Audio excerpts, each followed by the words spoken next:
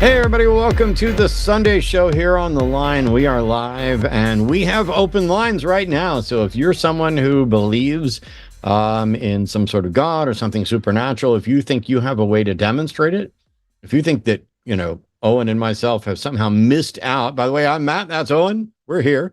But if you think we've missed out on some evidence or some good reason to believe what you believe, call in and let us know what it is. We'd love to hear. We're former believers, but coming from different backgrounds. And I'm just going to point out, we've been experimenting on The Line with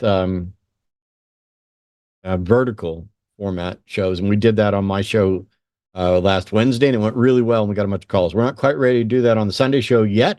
So we may be a little light on calls as it's not going to get as much attention until there's vertical. But you can call in and ask your questions and encourage other people to call in and defend their beliefs, And it doesn't have to be like the Christian God, the Jewish God, the Muslim God. Tell us what you believe and why you think we should also believe it. Also, this show is primarily about religious claims, supernatural claims, things like that. And we'll stay near there. I do other shows that are more political, like my Wednesday night show, The Hang Up. But I will point out briefly, the FIFA Peace Prize recipient, who's also our president, has potentially violated the law in order to start a war. I will have more to say about this on Wednesday, but suffice it to note that while overthrowing a violent, oppressive regime is generally a good thing, it isn't necessarily good when you do it illegally and when you have no plans to help fill the power vacuum. Bombing Iran is so cliche and predictable as an avoidance tactic that even Trump could easily predict other presidents doing it. And he did it not for the people of Iran or even stability in the region or the world, but to distract from the 5 E's: the election, the economy, his empty promises, Epstein, and everything else. But today we're taking calls from folks who have some sort of God belief that they're convinced Owen and I should also share. We have open lines right now, which means until there's actual callers digging in to try and explain, you're stuck with the two of us talking and having a good old time.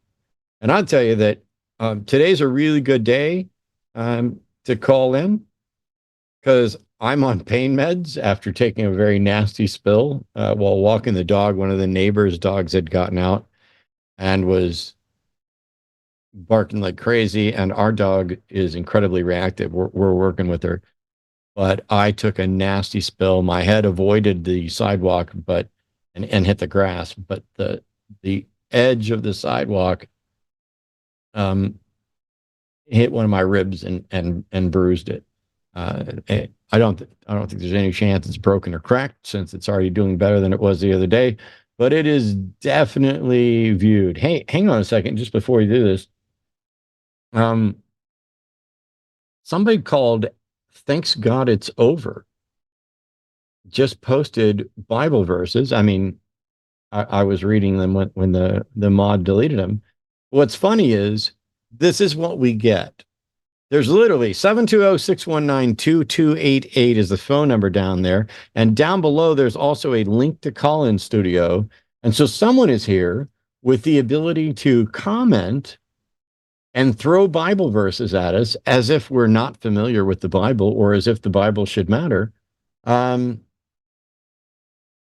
Yet they don't call in to actually defend. You do realize this is a call-in show and not a drive-by comment show, I guess. Owen, how are you holding up?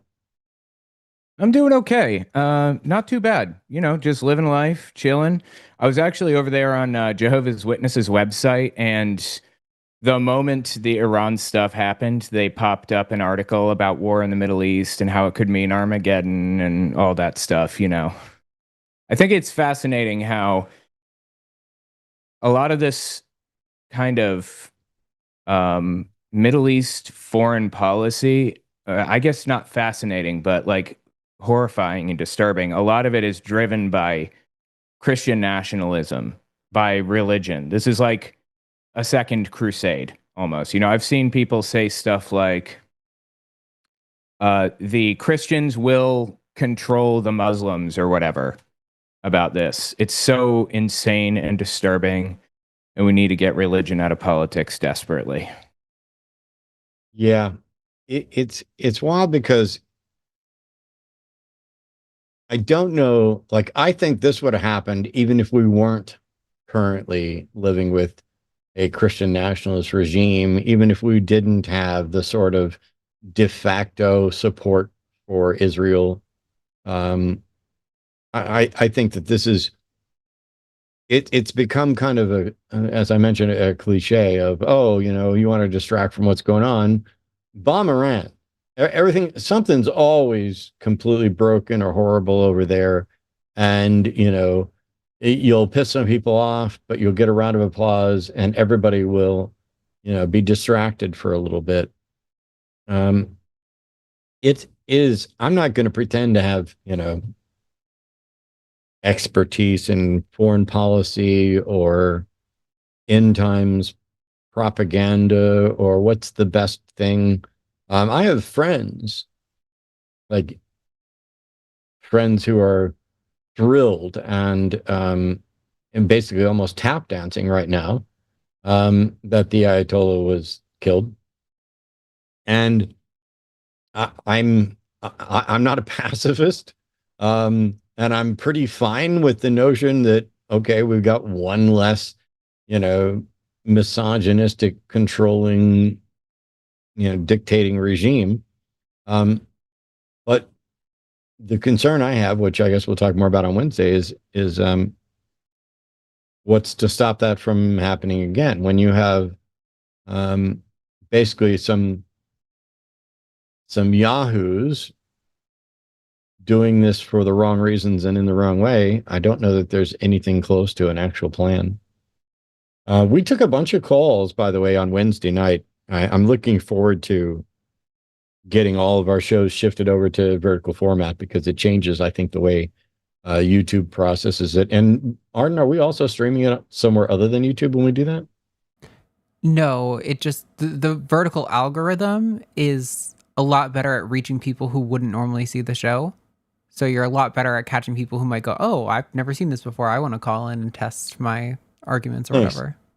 I remember the when cell phones and smartphones first started coming out, and people were shooting video of everything. You know, here's my meal, here's this. You know, Mhm.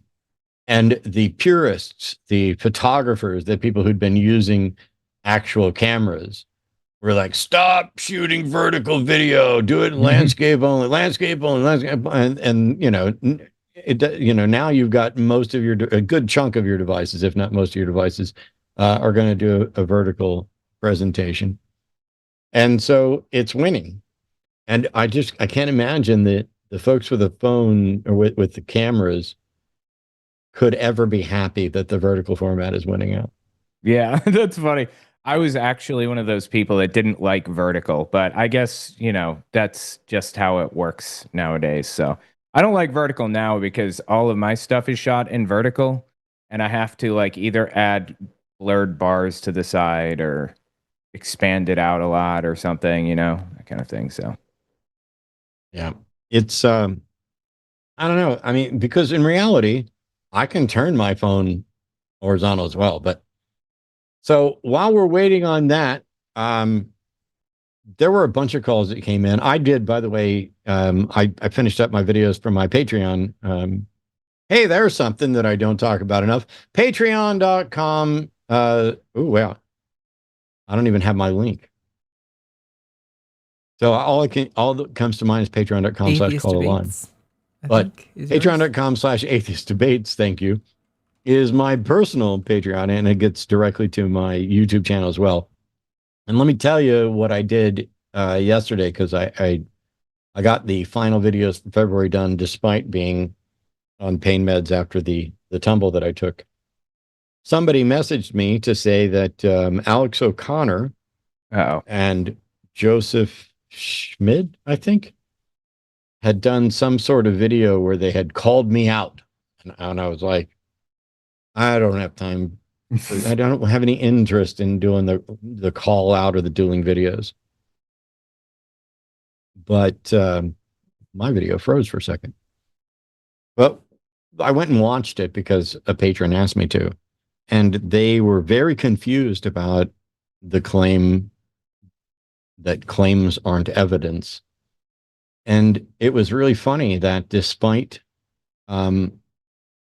listening charitably and getting a correct understanding of it, they then proceeded to strawman it and strawman and slander me, and then completely misrepresent science.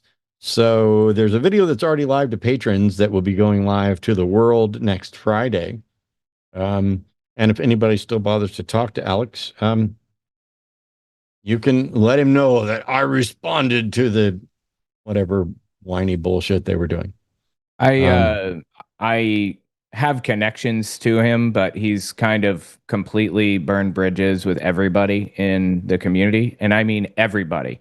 Nobody likes talking to him or dealing with or working with him anymore because he's such a fuck up. You know, I don't know. This is just me. I'm sorry. I don't know. Maybe I should be talking shit, but I never bore him any ill will. I ended up, I wound up blocking him on Twitter at some point. Sorry to get into drama. We're just waiting on calls, and that's what you get while you're waiting on calls. Yeah. I blocked him on Twitter because it didn't matter what video I did, because we had a disagreement about vegan morality. Mm-hmm. His acolytes would just come and comment on everything. Like I could do a video on Pascal's wager. There'd be 20 comments from his vegan fans about how terrible I am. And I said, look, granted, I'm not active on Twitter anymore anyway. I still have the account, just so that nobody else gets it, but I'm not active there. I just want to get work. I just want to take calls, have the interactions. I want to be able to put out videos with my thoughts, learn stuff, etc.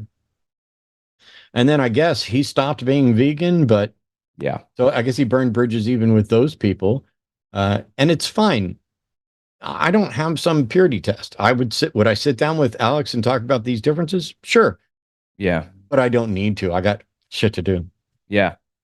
I actually worked with him like years ago and got him on my channel to talk about veganism. And he said some things that I completely disagreed with that were just like factually incorrect. So I put up his entire video unedited. And then I did a rebuttal piece where I pointed out the ways in which I disagreed. And the vegan community, you know, I mean, the nutcases, not just being vegan. Right. I don't have a problem with that. But the actual nutcases, like, started like an insane campaign on me. And then he posted that video to me in a DM and said, this will be interesting. And then just never said another word to me. Yeah. I sent him a message on Facebook, I don't know, however many years ago, saying basically, hey, I'm gonna block you on Twitter, but that's just kind of a sanity thing where I don't want to engage in that stuff there. If you want to reach me, you can reach me here. I'm happy to do stuff. We had him on AXP as part of the kerfuffle. So I mean, yeah, I remember that. There's always going to be some fighting or drama, and I'm exhausted from all of it. And like I said, I don't bear Alex any ill will. It was incredibly disappointing to watch somebody basically nod along as another person completely misrepresented science. And it was strange to watch the two of them, one of them I've never met, essentially sum up the entire body of my 20 plus years of doing this as, oh yeah, Matt's the guy that just says claims aren't evidence and hangs up on people. I would give serious money if you can actually find any clip that is from 20 years of doing this that is accurately and fairly summarized as me merely dismissing and closing down thought with claims aren't evidence and then hanging up and moving on. But if that's all you can do is kind of straw man me and misrepresent my views, cool. I'm glad I was in there somewhere, but I got shit to do. Yeah, absolutely agree. I understand he has been on Joe Rogan, I think, and repeated some absolutely insane anti-trans stuff that was confusing. Um, I don't know why he would have said or done that stuff, but yeah, that's kind of I my don't know. issue I didn't. I moment. haven't paid attention. Don't know. And Yeah. it's I can't keep up. Oh my gosh, we had a call and they hung up. Damn. I was just getting ready to go. I was just getting ready to go to that call and they hung up. Well, call back. Um, Call back. Anyway, it's difficult to keep up with that stuff. I did several other videos, by the way, that'll be coming out for March. For any of you who are interested in my Patreon, one of them is how much of the Bible do I need to know? Um, and the answer might be none, or it might be a whole bunch. You can tune in and watch the video to find out. Uh, there are a couple others, and I do 4 videos, kind of mini lectures a month. One of them is about Matthew 17:21, and I think this is, maybe I'm the weird one, and I understand that. I have tools that I use, and I continue to study the Bible, not because I'm trying to glean some truth from it, but because I want to make sure that I'm fairly representing it, so that if I say, "Oh, this is a contradiction," this isn't a contradiction. This is, a problem. This is an accurate representation. And I find it fascinating because you're looking at something that, I mean, millions, if not billions, of people have believed and had their lives changed. And so when I go through that stuff, I want to see what I can find.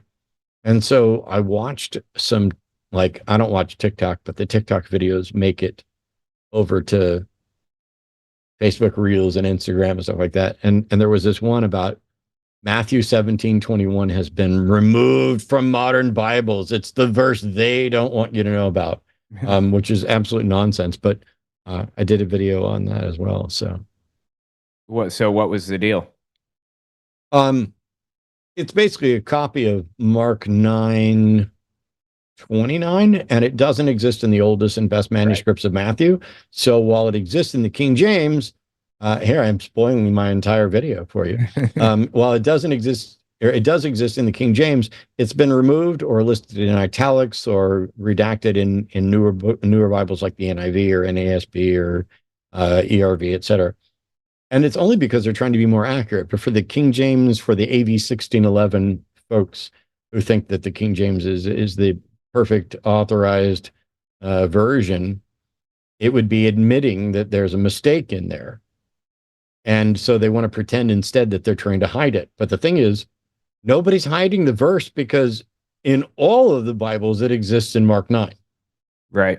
So the same thing is there. But anyway, we've got a caller. I think I'll just go ahead and operate in. We'll see how this goes. I have a bad Awesome. speaker on Whoop. this phone.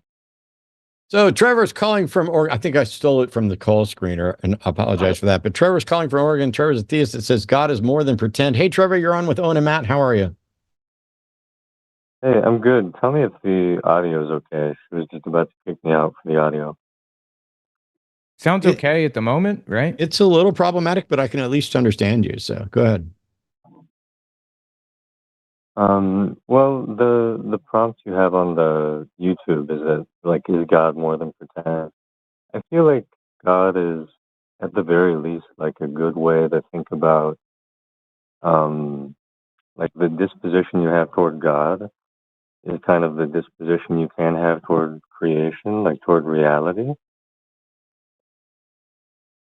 Well, do you think that God is real? Because you described it as a way to think. Is God a being?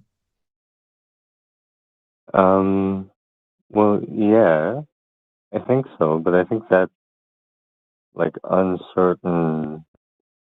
I don't know. Like, I don't know what I would point to show you that, but Well, why are you convinced that God is a being? Um, I mean, I guess because of Christianity, because of that guy Jesus that chose to live that way, That guy and I guess Jesus that that chose to live that way. I don't know what that means. So if you think God is a person and you think because you've read some stuff about Christianity, what about Christianity convinces you that God is a real being and not just pretend? mm, it's hard. I don't know. Um, there is just something about like the way that I don't know. Yeah, I feel like I'm gonna just sound like a trite religious person here. Well, I mean, I'm a former Christian. I was a Southern Baptist, although occasionally went to Pentecostal services, but mainly Southern Baptist, and was going to be a minister and have spent my entire life studying this. And I can tell you that when I look at the Bible, for example, I don't find the character of the character Jesus to be incredibly impressive or significant enough to think that there's any justification to think that he's divine. But while I'm okay with the notion that that person may have existed in some form, I'm not even convinced that we have an accurate record of what he did, what he said, what he thought, and I don't Yeah. know why it would be relevant. And so that's why I'm asking you. I'm like, oh, you became convinced that God's a being because of things that you heard about Jesus, but is there anything we can actually verify that would then also say, oh yeah, this happened. It definitely, there's a really good reason to think this happened. And if it happened, that's how we can be confident Jesus was God. I mean, I guess like tell me how simple I am for seeing it this way, but I kind of think like just and I don't know enough about any of this maybe to be convinced as much as I am, but I feel like the Jewish kind of um prophecies and like understandings of what events could come for them and like what they would mean toward an expression of a covenant, like a loving God. Um, they knew what events could come, and then this guy came, which I find compelling. I find it interesting. It's like it's more You than know what I just find interesting is that Jews aren't Christians. They don't think Jesus fulfilled their prophecy. yeah, for sure. So, I I mean, mean, I'm some of not them trying to did beat up on convert, you, but right? I would be willing to bet that you probably don't know much about messianic prophecy, both from a Jewish perspective or from a Christian perspective. And you seem to just kind of be going with, I heard this stuff, and it kind of makes me feel like there's a God. And I can understand why. I mean, I used to believe as well, but um, if Well, we don't have so any you said good that reason, I can't believe. you And said I'm that always a little confused how someone can acknowledge, hey, I don't have a good reason, but I believe anyway. Owen? Yeah, no, I completely agree. I don't understand why you could believe something without having any good reason. What is your reason? Do you just, you just don't have a reason, or just something that you accepted growing up, something you believed in from a young age? Is that it, or? actually no, I'm a new convert. I'm actually a long time fan of the atheist experience. So Oh, don't beat up on There's me your too hard, problem. but if you do, you're um, you were a fan but I of the think atheist experience, but you converted. yeah, Okay. yeah, it didn't take. I guess it didn't take long enough or strong enough. Um, but Bummer. uh, but Well, maybe I just didn't do my studies. I mean, that's the thing But about atheism and the atheist experience, right? It's not trying to convince you of anything. It's asking you why you believe what you do. So it's not that it didn't take exactly, right? You just decided that it wasn't like that you aren't a skeptical person, I suppose. I mean, I feel like I was. I feel like I was. You know, there's no true skeptic. Maybe I feel like I was a skeptic, but I Okay. was kind of coming to the space of atheism, not really rejecting anything, or like I was kind of rejecting everything, but not like personally rejecting anything. I was just coming in and like enjoying the show and understanding religion from the outside. Um, but I'm sorry. Can we go back to the? You were saying the Jews were not convinced. Some of them were convinced, right? What, that Jesus was the savior? Yeah. Or maybe I was Um, totally mistaken. Well, some, no, there I were some that suppose. were convinced, but there are still Jews I today mean, who are not, right? There's an entire nation. yeah. But then there is. So then that guy did live, and trying What guy to. did live? Jesus did live trying to fulfill that, like, I don't even know, prophecy, or maybe not, but he was doing it. And I'm then those I'm so Jews were confused. convinced. How did you determine that Jesus lived, that he tried to fulfill prophecy, and that someone trying to fulfill prophecy should count as fulfilling prophecy? This is all really strange. And I it seems didn't. like I if he mean, tries I to think I said fulfill some maybes in there, prophecy, but it seems if he tries to fulfill prophecy, then it's not really a prophecy anyway, right? Like, if you know about the prophecy and you're trying to make it come true, then that's not God making it come true. That's you making it come true. I guess so. I don't know. Well, I'm not worried about whether you make it come true or God makes it come true. It's just you seem to be viewing this as, do you care I, I'm whether just your compelled by beliefs the are fact that true?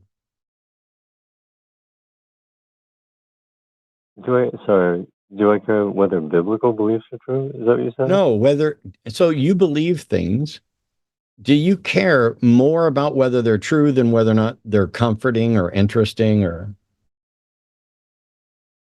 Um, yeah, I definitely care more if they're true than if they're comforting or interesting. so how would Yeah, you go about determining that your belief that Jesus was God is true?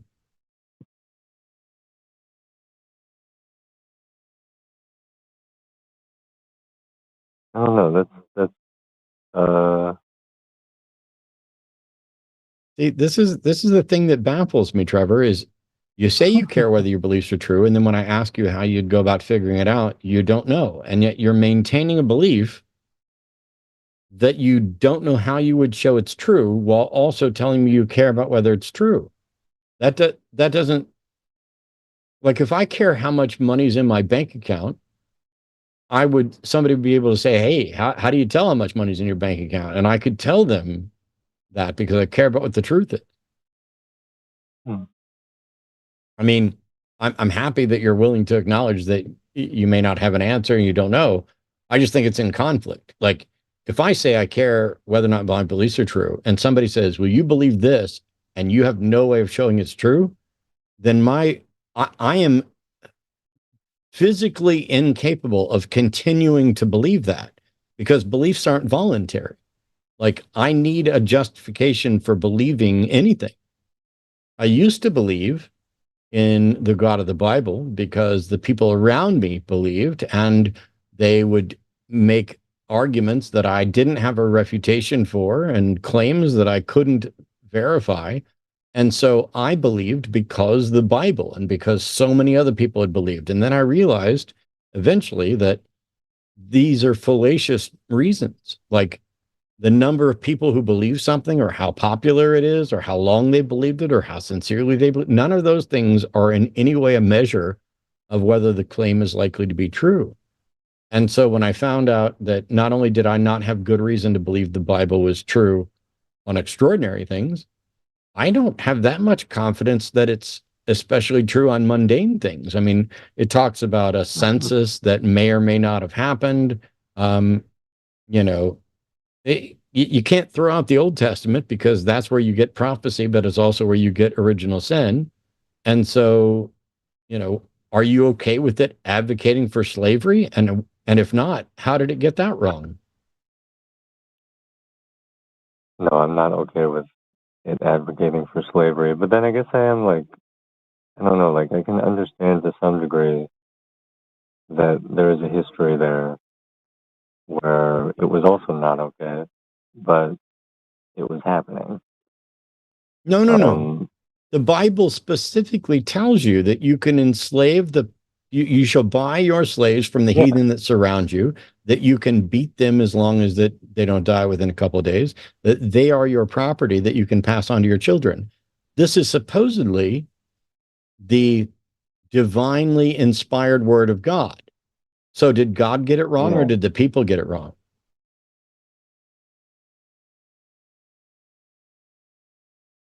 Uh, that's complicated. I feel like the people got it wrong if I'm totally being straight with you. Okay, if the people got that wrong, how do you tell which parts of the Bible they got right? Mm, the parts I don't feel deeply offended by, I'm not sure. Oh, so you don't care about whether or not it's true. You just care about whether or not you like it. No, I do care if it's true. I just feel like I my literally asked you how you would tell which ones are right, and your criteria for what they got right was your own personal offense. Is your own yeah, but personal I offense count offense like is your own personal offense a barometer for truth? um yeah. I No, mean it's not not. like totally No, it's personal, no. not. No, it's not. Whether or not you're offended is irrelevant to whether or not it's true. I'm offended by cancer. I'm offended that we bombed Iran, but it happened. Yeah. So, you know, when you say that your criteria is whether or not it offends you, you've now put yourself above God and above truth. Good job. Okay, well, oops. But no, I mean not totally personal offense. Like I feel like everyone recognizes there's some like uh, Somewhat. well, I guess I'm thinking with like an action like bombing. Like everyone knows that in violence there's some like, we would rather not be doing this if there was a way to be for everyone to get what they felt they need and to not be doing violence. People would be like on board with saying violence is bad. Even in the examples you gave, where right now there are people standing and saying this violence is good. Does that make sense, or do I sound So pedantic? Something you're else? saying that it would be easier to get people on your side about violence being bad if violence didn't produce positive results. Is that what you're saying? I don't think so. I'm not Well, sure I follow clarify. that. What do you mean? Um, well, we were saying that that offense, like feeling offended by things in the Bible or events in reality that other people do, like that is. I thought you were saying that that's not a basis for, um, I don't know, like reacting and How many re bong like rips needing to did you reread take before you called us? that. Non-zero, I'm guessing. Yeah, why are you uh, okay. Your thoughts are meandering. You seem incapable Are of they? even remembering that I talked about truth. You're the one that said you cared whether your beliefs are true, and you can't even remember that we were discussing Yeah. whether or not your personal offense is a path to truth. I don't mind. I'll hit a bong later tonight, probably, but I don't think it's a particularly good thing for thought. And you sound high or sluggish, and I'm not knocking it, but I'm like, you don't sound like you're actually trying to think about what we're talking about. Okay. I will take your direct criticism. Thank you for that. But I thought we just miscommunicated there. Maybe I'm just actually misremembering that. I thought you were just saying that offense is not like grounds for truth. Right. Yeah, that's what I said, but you couldn't remember that when you tried to say it a moment ago. Yeah, I didn't think of the word truth. You're right. Yeah, the whole thing we were discussing, truth, you couldn't come up with, and that's why I was a little worried, because I mean, I get it. You think God is a person, and your only reason for thinking that is evidently that you like some things you might have heard about Jesus. But the issue then is, are any of those things true? Do you, hmm. I mean, but we were talking about how I'm like choosing what I choose to believe in the Bible by my offendedness. And you were saying that that's not a good thing to do. Wow. It's so weird Am to I have wrong? you come back right away after you just corrected yourself about whether or not it's a path to truth. And now you're saying that I said it's about whether or not it's a good thing. No, I didn't say anything about whether or not it's a good thing. I talked about whether or not Okay. it was a path to truth. Is your personal offense a good way to tell if something's true? Like, for example, if you knew anything at all about Christianity, if you knew anything at all about what the Bible has to say, if you knew anything at all about sin and the nature of sin and God giving people over to reprobate minds, you would know that the function of the gospel, and here I am preaching, so hooray, people Thank got me to you. Yeah. preach. You would know that the purpose of this is to convict you of your sin and to point out that your personal offense and your personal opinions about sin are flawed, that they are not up to God's standards. And yet you put yourself and your offense above God, above God's holy word, which, from that perspective. I know. And so you are setting your own criteria and making yourself a God unto yourself, which is a terrible sin. And so I Yeah, have no I problem don't with want it that. because I I'm still realize that would talking. be against I'm still baptism. talking. I'm still talking. I have no problem with that because I don't think there's a God. I don't think sin is a real thing. But you seem to be doing the sort of warm, fuzzy, I don't know shit about Christianity or the Bible, but I'm going to use it to justify my being convinced that there's a God. And then I'm going to judge that God based entirely on whether or not I'm offended by what people say about it. That's not a path to truth. Okay. Yeah. So, what are you going to do to try to figure out if your beliefs are true? I mean, at this point, it's complicated because, like, I felt like I did reason it out as I was coming up to, I like started thinking about God a lot more and about if this could be true and about going to I'm church and sorry. about, The question was, what are you going to do to find out if your beliefs are true? yeah. I mean, what I was leading to say is I don't know because now I actually do feel like I have the faith. So I don't even know. It's like I can't. You have the thing? What? You said you have the thing. Now you feel like you have the thing. What do you mean? No, no. Oh, sorry. Now I feel like I have the faith.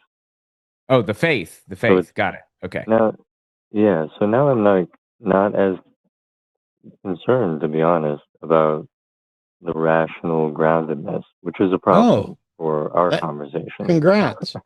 But I did really feel like I was. I have absolutely zero interest in having conversations with people who want to throw rationality out the window, because that's all we have. Like, if you no longer care whether your belief is rational, why should any of us care what you think? Mm,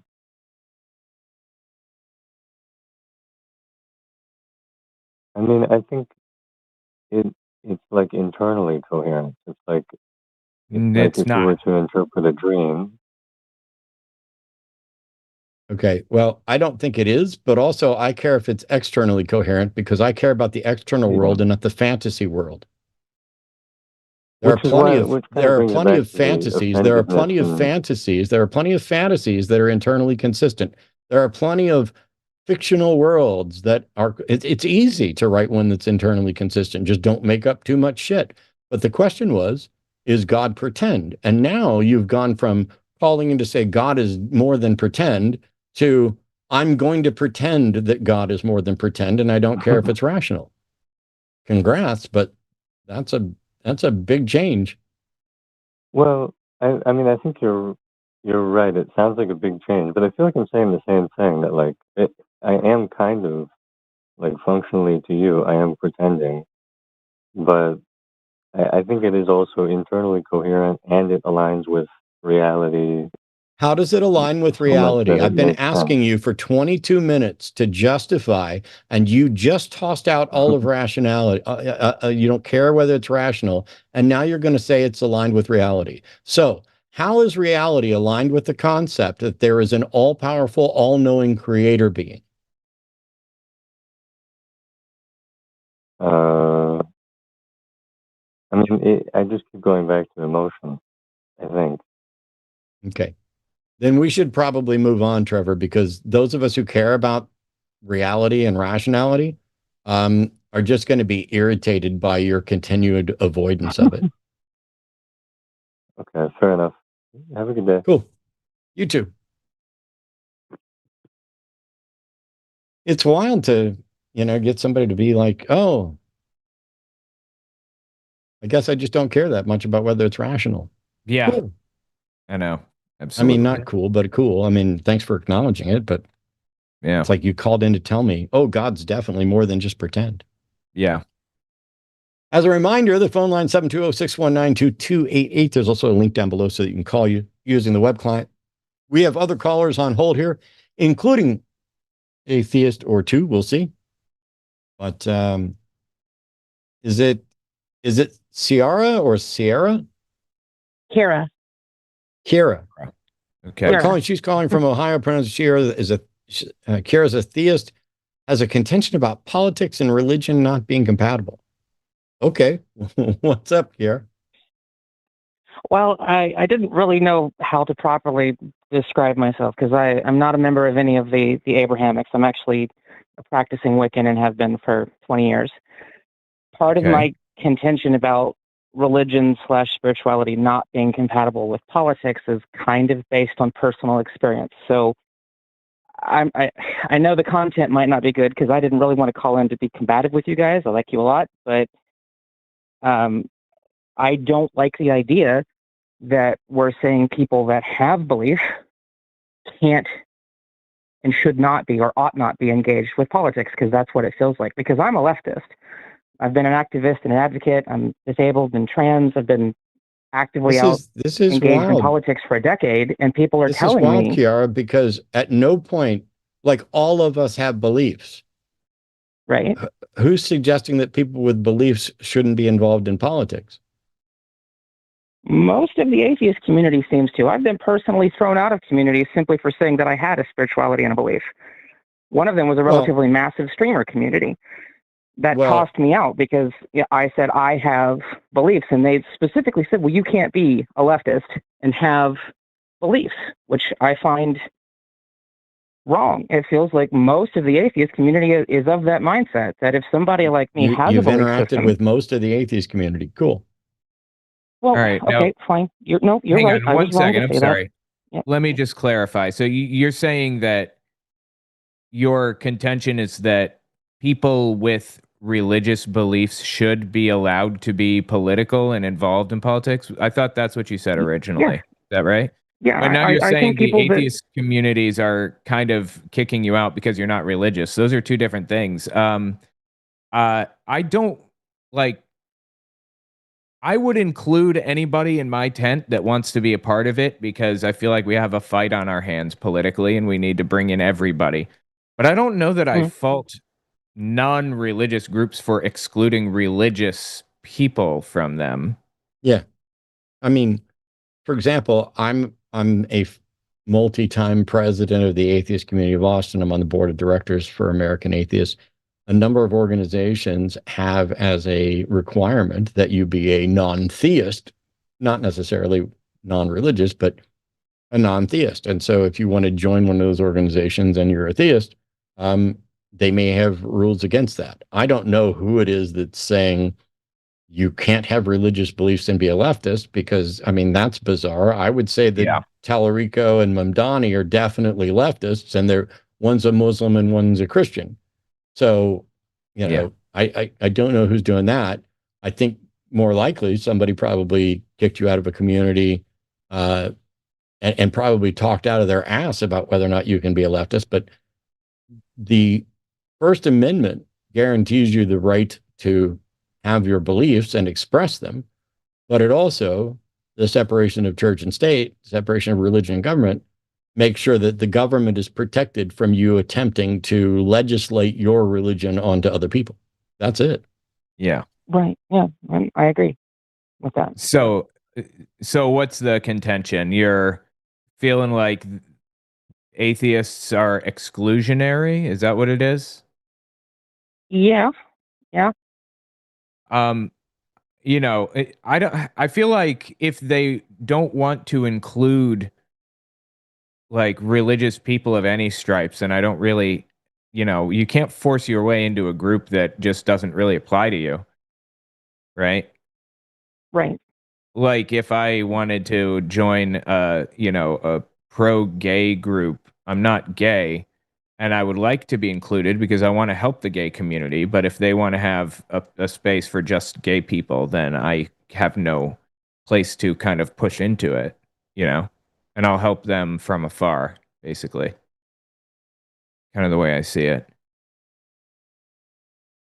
Uh, What, you had a Hmm. bad experience with some atheists, I guess? yeah. Well, Yeah, I well, did, Wiccans and and bad. Go ahead, sorry. I'm sorry. Go ahead. And a bad experience growing up with religion as well. So Right. which yeah.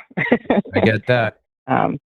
I'll freely admit that Wiccans and pagans have bad experiences around me if they try to pretend like their beliefs are rational.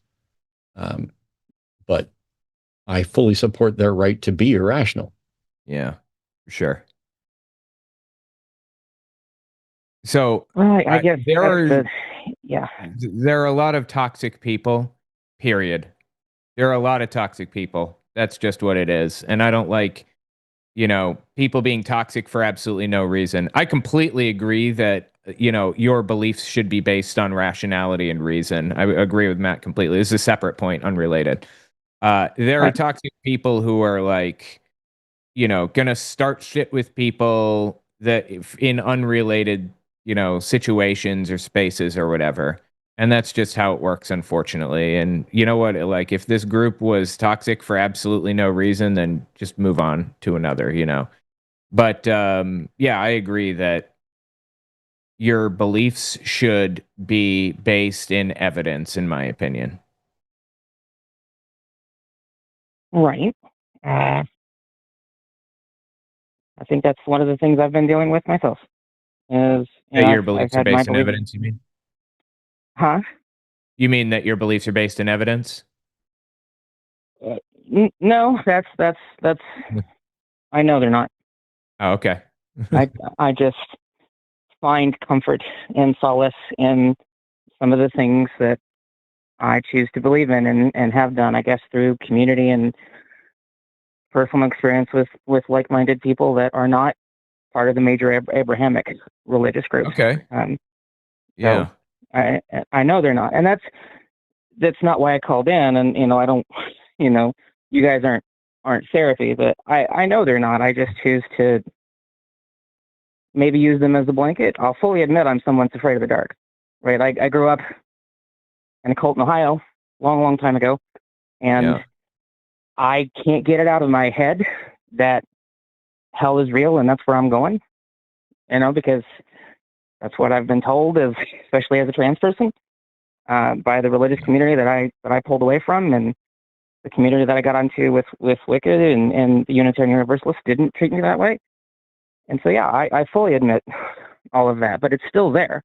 Like, I don't know why I should be feel bad for that.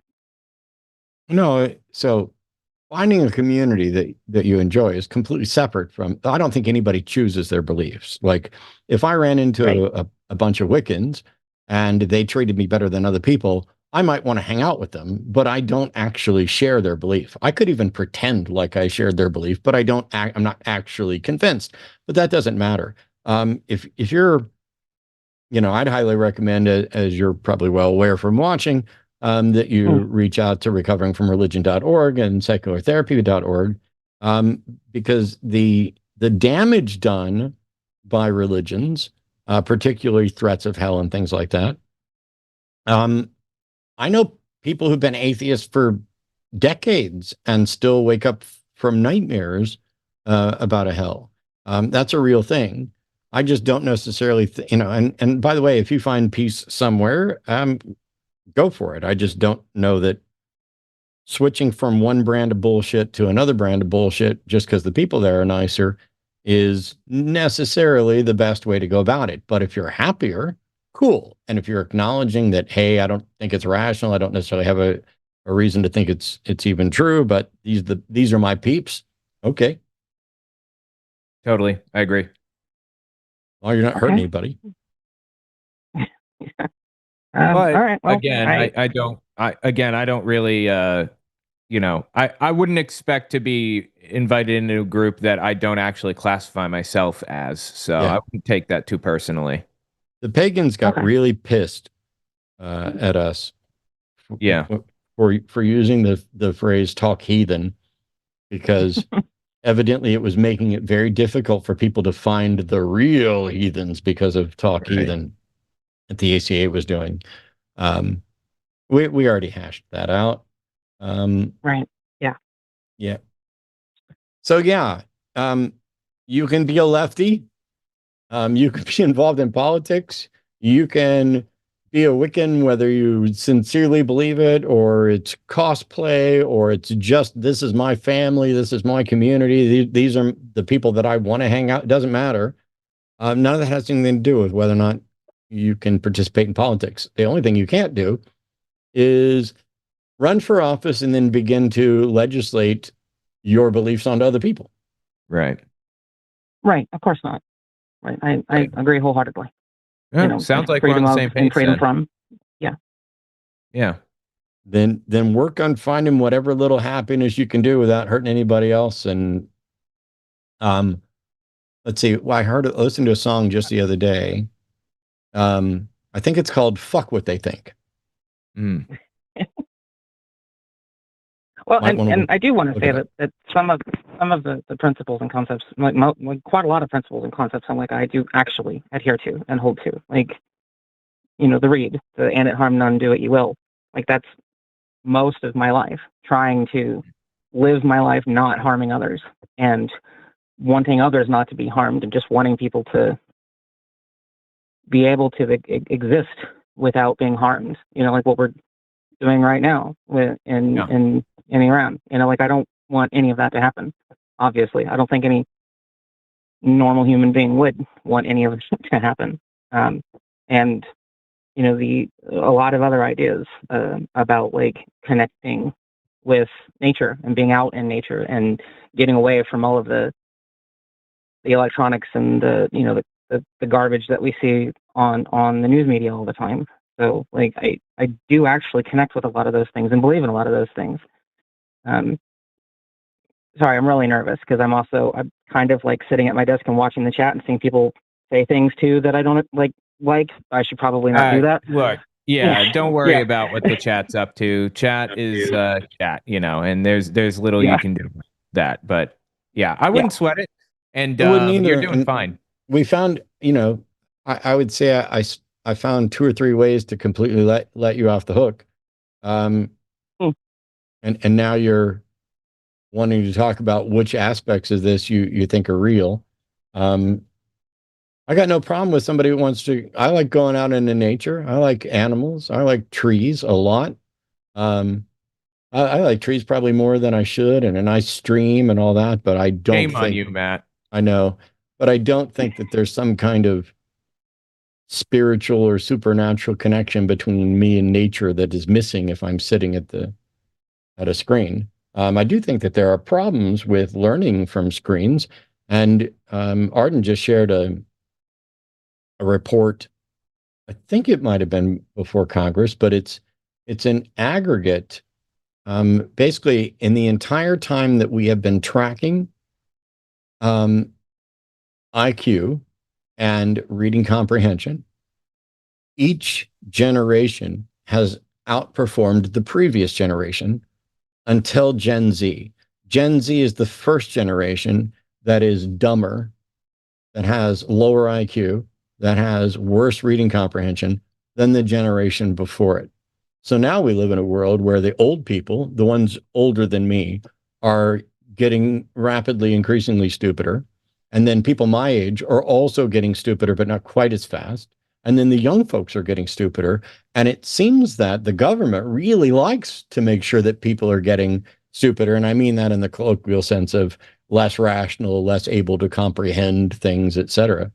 Right. So maybe there's something to the notion that we should get away from these screens and summaries, but I don't know that going out and looking at the trees is going to help us, solve climate change or anything else. Well, I mean, we could take quite a lot of lesson from indigenous cultures and in that regard, in my Really? opinion. But Like what? like how indigenous cultures have that deeply spiritual connection to What is a nature. deep? Like if What you, is a spiritual connection?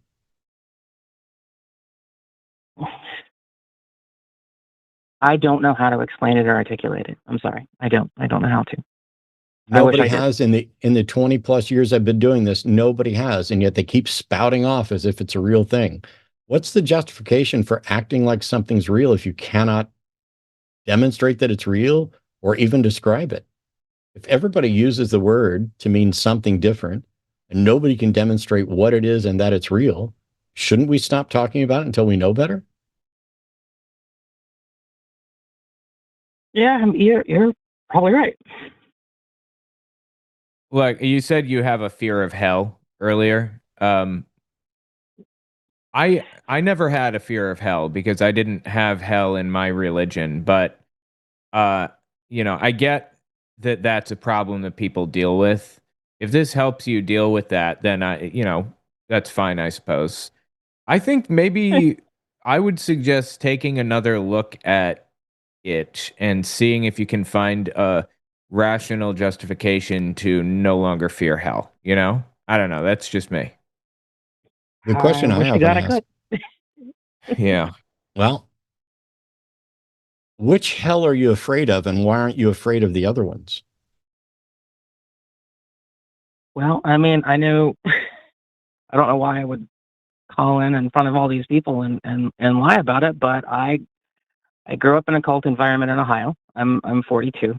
I grew up in a cult environment in Ohio, and I'm not going to get into more details about it. But I dealt with abuse and I dealt with exorcisms and knowing this is not what's actually going on. And for some reason, no matter how hard I've tried over my life, I cannot get it out of my head that hell that I was told was real, which I know even according to the Bible isn't, that I had beat into my head was real, is, and that I'm a horrible, rotten, evil human being no matter what I do, and that it's real, and that's where I'm going when I die. And Sorry, I don't want to. I Say probably again. shouldn't have called. I'm sorry. I respect you both a lot. It's okay. Okay, go take a break. Yeah, just take a break. I understand religious trauma. Not with health specifically, but I understand completely. And so do pretty much every other person. So does every other person in the chat, probably. So don't sweat it, okay? Yeah, ain't nothing. We get that. Go have a day. Yeah, go enjoy Yeah. a Thanks, treat. guys. Okay. Take care. Yeah. Thank you. Bye bye. All right, bye. So I mean, there's a lot of difficult stuff that we see with, for example, whether it's actually counts as religious trauma syndrome, Yeah. um, or, just the psychological damage from abuse.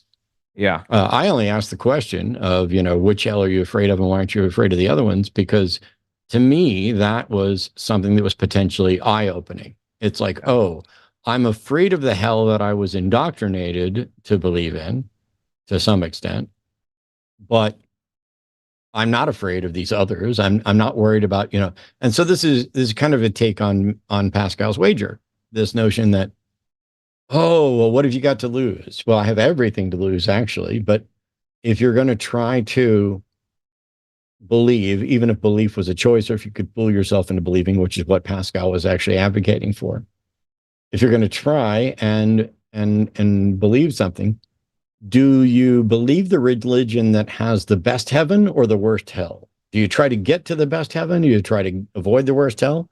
Or do you try to figure out which one is most likely to be true and participate in that one?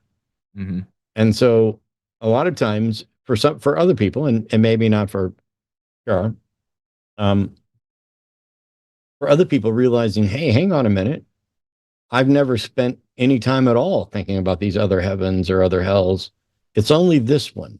Why am I giving this one power over me? Do I have any reason to think that it's more probable than any others? And what if I spend all this time worrying about this hell and wind up in another one? Yeah, absolutely. Like I said, I didn't fear hell. They still tried to use this fear thing over me as a Jehovah's Witness, but it was something different. It was just different in the way that it worked. So yeah, I understand the fear and everything that exists there. I get it. Well, we have lines open for more theists. I'm going to take a call here from an atheist in just a moment. But you're watching The Line, and it is, a grand network with tons of shows and content throughout the week. So right now you're watching Sunday Show, which is going to run from 1 to 4 p.m. Central. So we got about 2 more hours left. Yeah, we got a little less than 2 hours left. And then there will be is it a Calling It Now that's coming up at 4? Yep, with Jimmy and Javon. Jimmy and Javon are doing it, Calling It Now at 4, and then there will be a Sunday Show After Dark at 7. And I don't know who's on that. Forrest and I don't remember. I just made the schedule the other day. It's all right. There'll be a no. Sunday Show After Dark. Justin Mondays Deasy are and Eric from Skeptics and Scoundrels. There you go. Oh, awesome. I miss Eric. Mondays is Skeptalk, and that doesn't just focus primarily on religion, but broader science and supernatural claims. And so, like, if you have a way to kind of show what you would describe as spirituality, if it doesn't fit in with whatever religious discussions are going on, Skeptalk might be a chance to call in and talk about that. See, does your version of spirituality tie to reality in some kind of, useful, verifiable way? Tuesday evenings, Chewed Gum, which is primarily about religion and sex from women's perspective. What's going on with purity culture and all kinds of stuff like that. And I'm just the best people and the best hosts on most of these shows. Then on Wednesday, you're stuck with me again. I don't even know who's going to be on with me on Wednesday, but it's probably going to be a discussion about what's going on geopolitically with regard to this not weird, this predictable attack on Iran, of which there are, of course, some things about it that are, I would say, good, or potentially good. And yet, I think they have already destroyed, by their poor planning, any real hope of any strong good out of it. But we'll see. I want to give it some time and we can discuss it. And that's what's going on there. So continuing on, Alexandria is calling from Ohio, pronouns of she, her. Alexandria is an atheist with questions about the burden of proof, considers herself a hard atheist. Hey, Alexandria, how are you? Oh, well, I'm doing great. I hope you guys are also doing well. Thank you to the producers and the screeners. Matt, you're awesome. Owen, you are too. And oh, you should wait till Matt, the call's over before you say something like that. Right. Okay. Thank you. The burden of proof, I mean, I understand if I make a claim, it's kind of like it's on me to prove it. Yep. But also, I'm like, the way that I feel is that every god has been born from mythology. So it's kind of like, why? Why do I have to prove that they're wrong just to say that I'm right? I don't know if that makes sense. No, because you completely inverted the burden of proof to put it on you to prove that they're not real. That's not where the burden of proof is. Unless, are you claiming that they're not real? Well, I mean, I kind of think so, because every god ever, basically, like, just like lightning and thunderstorms and, you know, all of those things have they were contributed to gods first. And then science was like, no, it's not a god. We actually figured out why this works, the way that it works, and it's science. So I just kind of feel like basically everything that people contribute to gods is eventually science explains it. Eventually. So, yes. Like, a lot of people would attribute the existence of reality to a god. Well, that's fair. But a lot of people would attribute a grounding for reality or morality or logic to a god. None of those things are science debunked, but like, there are certainly some, I'm a hard atheist about many gods. But typically only when it can be shown that there's something about that god that is contradictory to itself or to reality or in conflict with logic. But I can't say that universally. That's fair. Well, I guess in regards to the Christian God, for instance, that one is attributed to everything, but there's a lot of reasons why we know the Christian God is really factually wrong, and not like the flood or the Exodus and those kinds of things. And so Okay. I guess how do you prove that the Christian God isn't real? Well, in my brain it's very easy, but I guess scientifically, logically, it's not.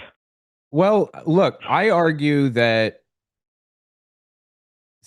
people say that science can't disprove God.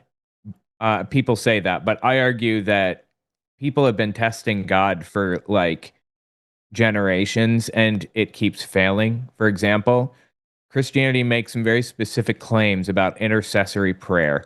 Like, you can pray to God and he will answer your prayers to help you find your car keys or whatever. That is a testable claim that has been made and failed. Okay. We've proven beyond a shadow of a doubt that God is absolutely not interceding through prayer, or if he is, he's doing it at the rate of random chance. So there are things about God that people claim that are factually, provably incorrect. And if those things are part of their belief, then they're wrong. And I can say for a fact, Thor is not creating lightning. We know that for a fact, period, because we understand lightning and where it comes from and everything else. Sure.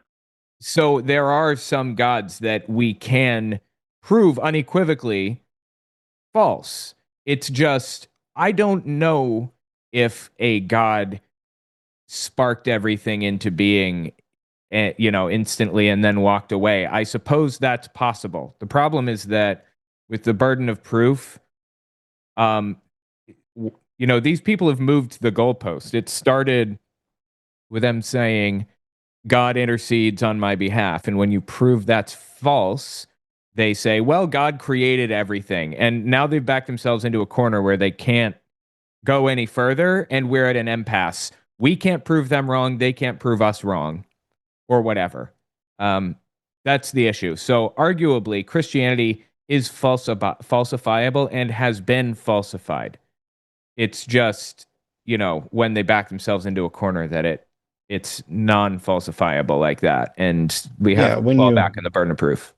When you have some testable claims and they fail, then you have confirmed that on that day, in that way, that claim failed. You can't demonstrate that it's going to fail every single time forever. But then there are also untestable claims. And so if the God of Christianity is intentionally hiding itself from our discovery, then that God might exist, and yet every claim about it is ultimately bullshit because people are basically claiming to detect the undetectable. That would be a really big mistake, to claim to detect the undetectable. That's what deists are basically doing. But it would also be a mistake to pretend that you have falsified the unfalsifiable. And so rather than saying, oh, these gods are all false, why wouldn't it just be better to say nobody's ever demonstrated any of these gods are real? That keeps the burden of proof where it is, because if you adopt a burden of proof that you can't meet, all you've done is for the person out there who thinks they feel God but can't really show it to you. When you say, oh, your God's fake, and when they say why, and you, oh, because it didn't answer prayers or it didn't do this or whatever else, you haven't falsified their God or really any God. And so rather than making a claim, there are gods that I think are demonstrably not real. If you think there's a God that makes monkeys come out of my butt and monkeys have never come out of my butt, then that God is not real. Right. But if you think there's a God that's going to make monkeys come out of my butt around the time I die, well, cool. We can't test that because we don't know when I'm going to die. And I'd rather not, try to set a date on that so that we could put it to the test. But it's just about saying, here's the thing. The James Randi Educational Foundation used to test supernatural claims, or claims that people claimed were supernatural. And so we have tested dowsing. We have tested it many times. And we've tested it when you're dowsing for water, for oil, for gold, for whatever it is that somebody says they can do. And under proper test conditions, nobody has ever demonstrated that they can douse. Does that mean that dowsing can't be done? No. It just means that every single time it's been tested, it has failed. You might find somebody someday, or some method that somebody might have someday that might work. But all we can say is it's consistently failed. So the question then becomes, since we can't say dowsing is in fact false, what can we say? Well, we can say it is consistently failed to demonstrate a phenomenon. And we can also say, until somebody comes up with a demonstration, we should stop testing every claim that comes along that's like all the rest of them. It is a waste of our time, effort, and resources to test yet another dowsing claim. And that's what the JREF ended up doing by saying, hey, you can submit your claim for what you supposedly can do, supernaturally or otherwise, extraordinary claim. But you need to provide some affidavit Show that you did this on a news, on the news, that you went out dowsing and you were successful. Show that there was something there, and then we can construct a test protocol for it. And even after they started doing that, nobody passed a preliminary test for dowsing or remote viewing or psychic reading or pulling monkeys out of people's asses. And so it just makes more sense to me, instead of going the extra step of saying, your God's not real. Although I'm fine with the people who do this, who are like, your God's not real, prove me wrong, because all they're doing is saying you haven't met your burden of proof. And I would say that instead of saying your God's not real, I would say, when I start doing lives, the prompt on my channel, the prompts aren't going to be probably won't be your God's not real, prove me wrong. It's going to be, you can't prove your God is real, prove me wrong. Right. And now I put the burden of proof in the right spot, and they're still going to fail. And I didn't have to overreach to do it. It's one of the reasons why I'm not a mythicist. Did Jesus exist? I don't know. Probably, possibly, who knows? I don't know much about. I don't think that we have good enough reason to think that we have a good record of what he did or said, if he existed or anything else. But I find that mythicists go a step too far by asserting this is a fiction. Literally, I saw somebody today, getting out of the realm of religion, who posted the 2016, 2020, and 2024 elections were all completely rigged for Trump, and the only reason it didn't work out in 2020 was because of the COVID spike in voting.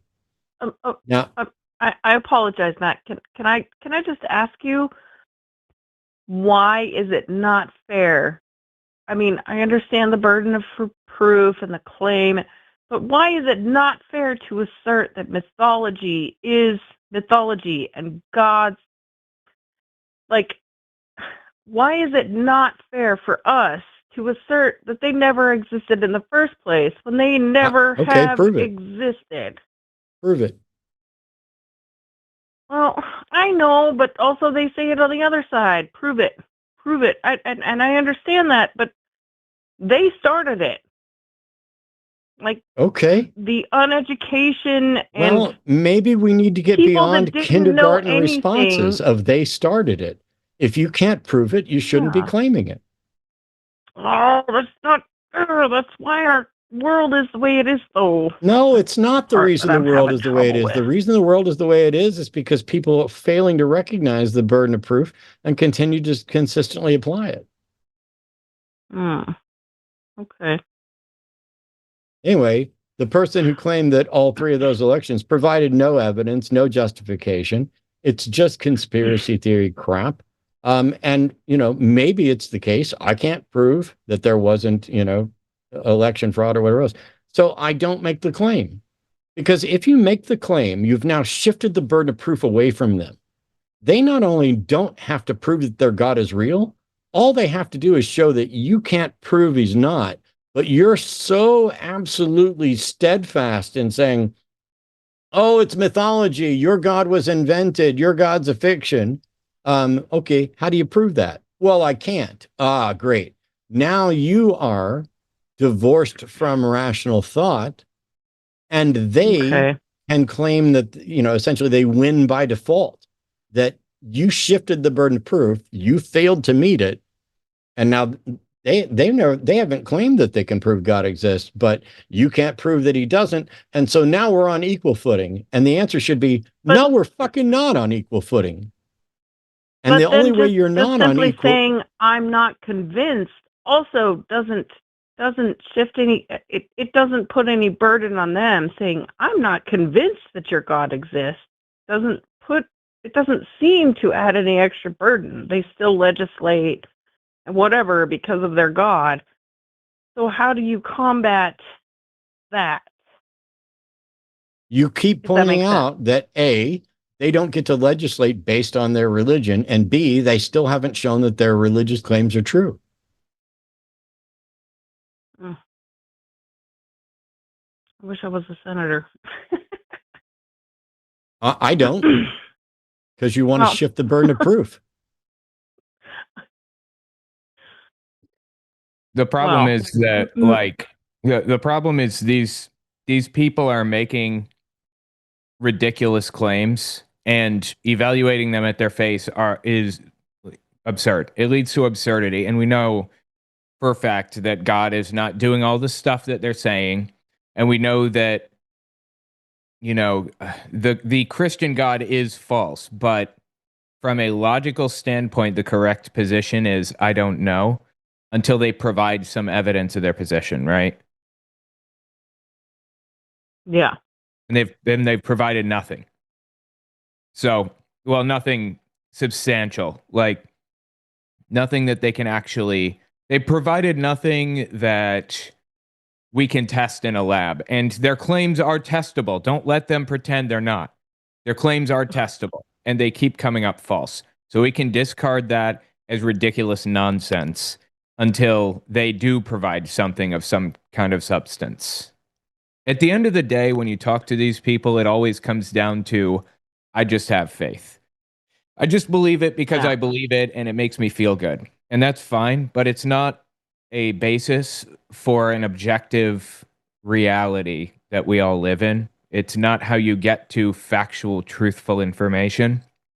So you can just discard it at its face. Yeah, I get it All that it's right. frustrating that people are running around believing stuff that they don't demonstrate and legislating based on stuff that they don't demonstrate and judging people based on stuff they don't demonstrate. But I don't know what else you can do other than calling out that they haven't demonstrated it. If you shift the burden of proof and fail to meet it, all you've done is reinforce it in their mind. Okay. Look at these terrible, terrible atheists. God has given them over to reprobate mind. The devil has conned them into just flailing about, denying the obvious reality that the rest of us experience. That's what goes through their head. Wow. I know, because it So went through Owen mine. and Matt, how can we as secular humanists, what can people do? Like even aside from voting, I know the midterms are real close now, but what else can we do aside from just voting in our best interest? What else can we do to kill the Bible or whatever, as it were? Or Why just, would you want to kill the Bible? Make it, You mean, how do we fight against Christian nationalism aside from voting? Is that what you mean? yes, I guess that's a better way to put it. Thank you. Sorry, Matt, but yes, Owen stated it better than I did. Well, my wife works for American Atheists, full disclosure. She's a lawyer there, not to toot my own horn. Married to a tooting her lawyer horn. over here. What is it? That ain't your horn. That's her horn. Okay, yeah, that's true. No, I'm tooting the horn that says I'm married to a lawyer. There you go.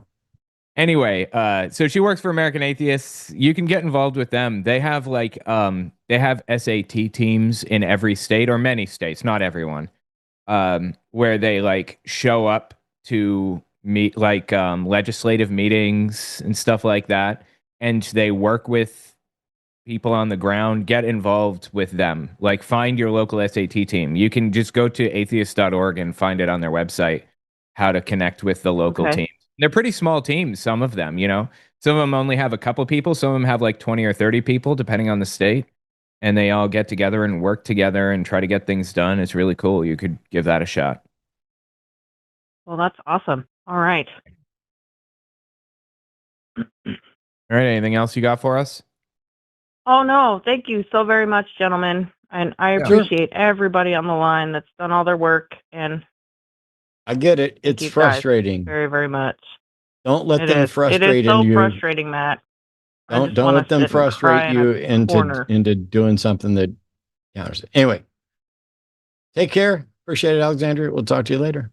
Yep. All right, thank you, sir. Okay. All right. Hey, we got a theist calling in with proof of Jesus. So Danny's calling from California, pronouns are he, him, calling with proof of Jesus Christ, says the numbers we have going from BC to AT prove that Jesus Christ existed. Hi, Danny. How are you? Oh, I'm fine. How are you? This is Matt, right? Yep. Matt and Owen. Hello, I'm Owen. Yeah, yeah, Owen. I remember him. He's got that Telltale channel, right? That's me. Yeah, yeah. I like that channel. I actually subscribe to your channel. I I I appreciate thought it. he's a real creative guy. Yeah. Yeah. Yeah. Okay. So, all right. With my theory, if we can get to believing that Jesus existed, well, then there's reason to believe that there's a God. Because Why? if you're going from BC with any time before Christ, BC means before Christ. But after Christ was born and he was born in BC, then you got before Common Era, and then you go into AD, and that is Anno Domini, which is years of the Lord.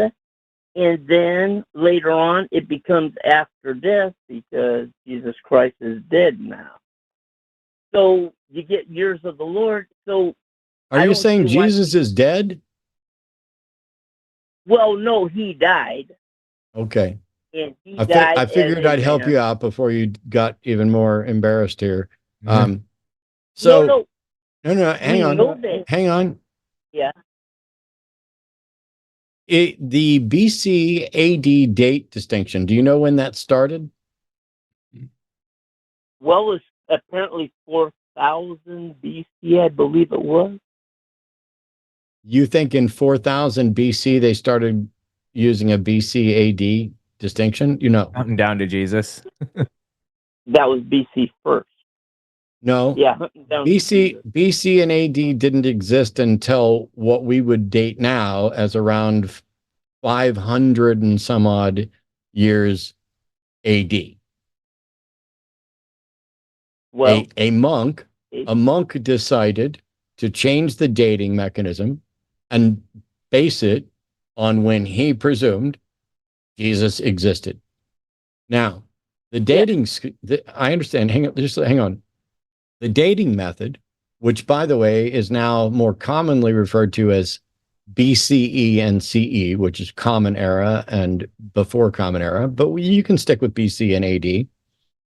Those, yeah. you're right that they tend to refer to Jesus. However, they don't in any way demonstrate that he existed.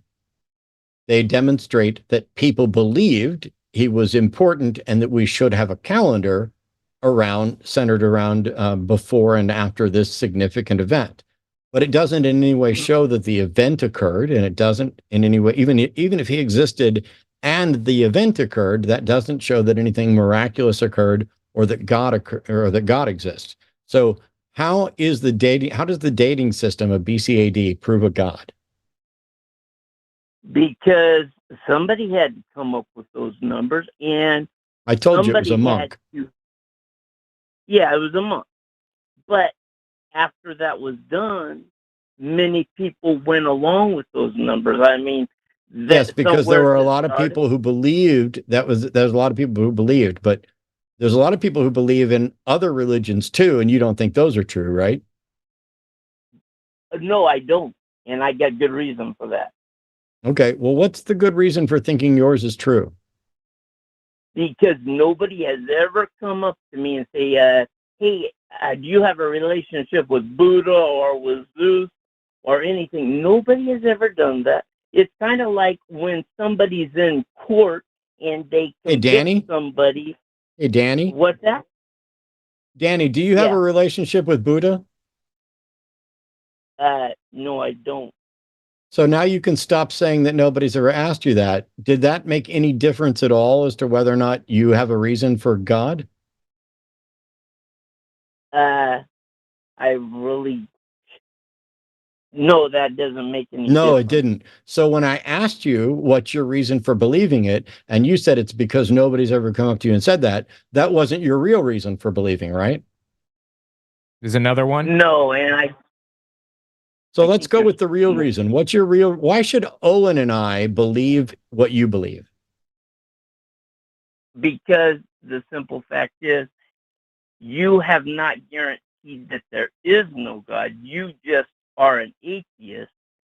And at this point, I don't Danny, know if you believe that Danny, you Danny, can have you proved that Muhammad isn't divine? Have you proved that the Egyptian gods aren't real? Have you proved that the Roman gods aren't real? Have you disproven all other gods except for yours?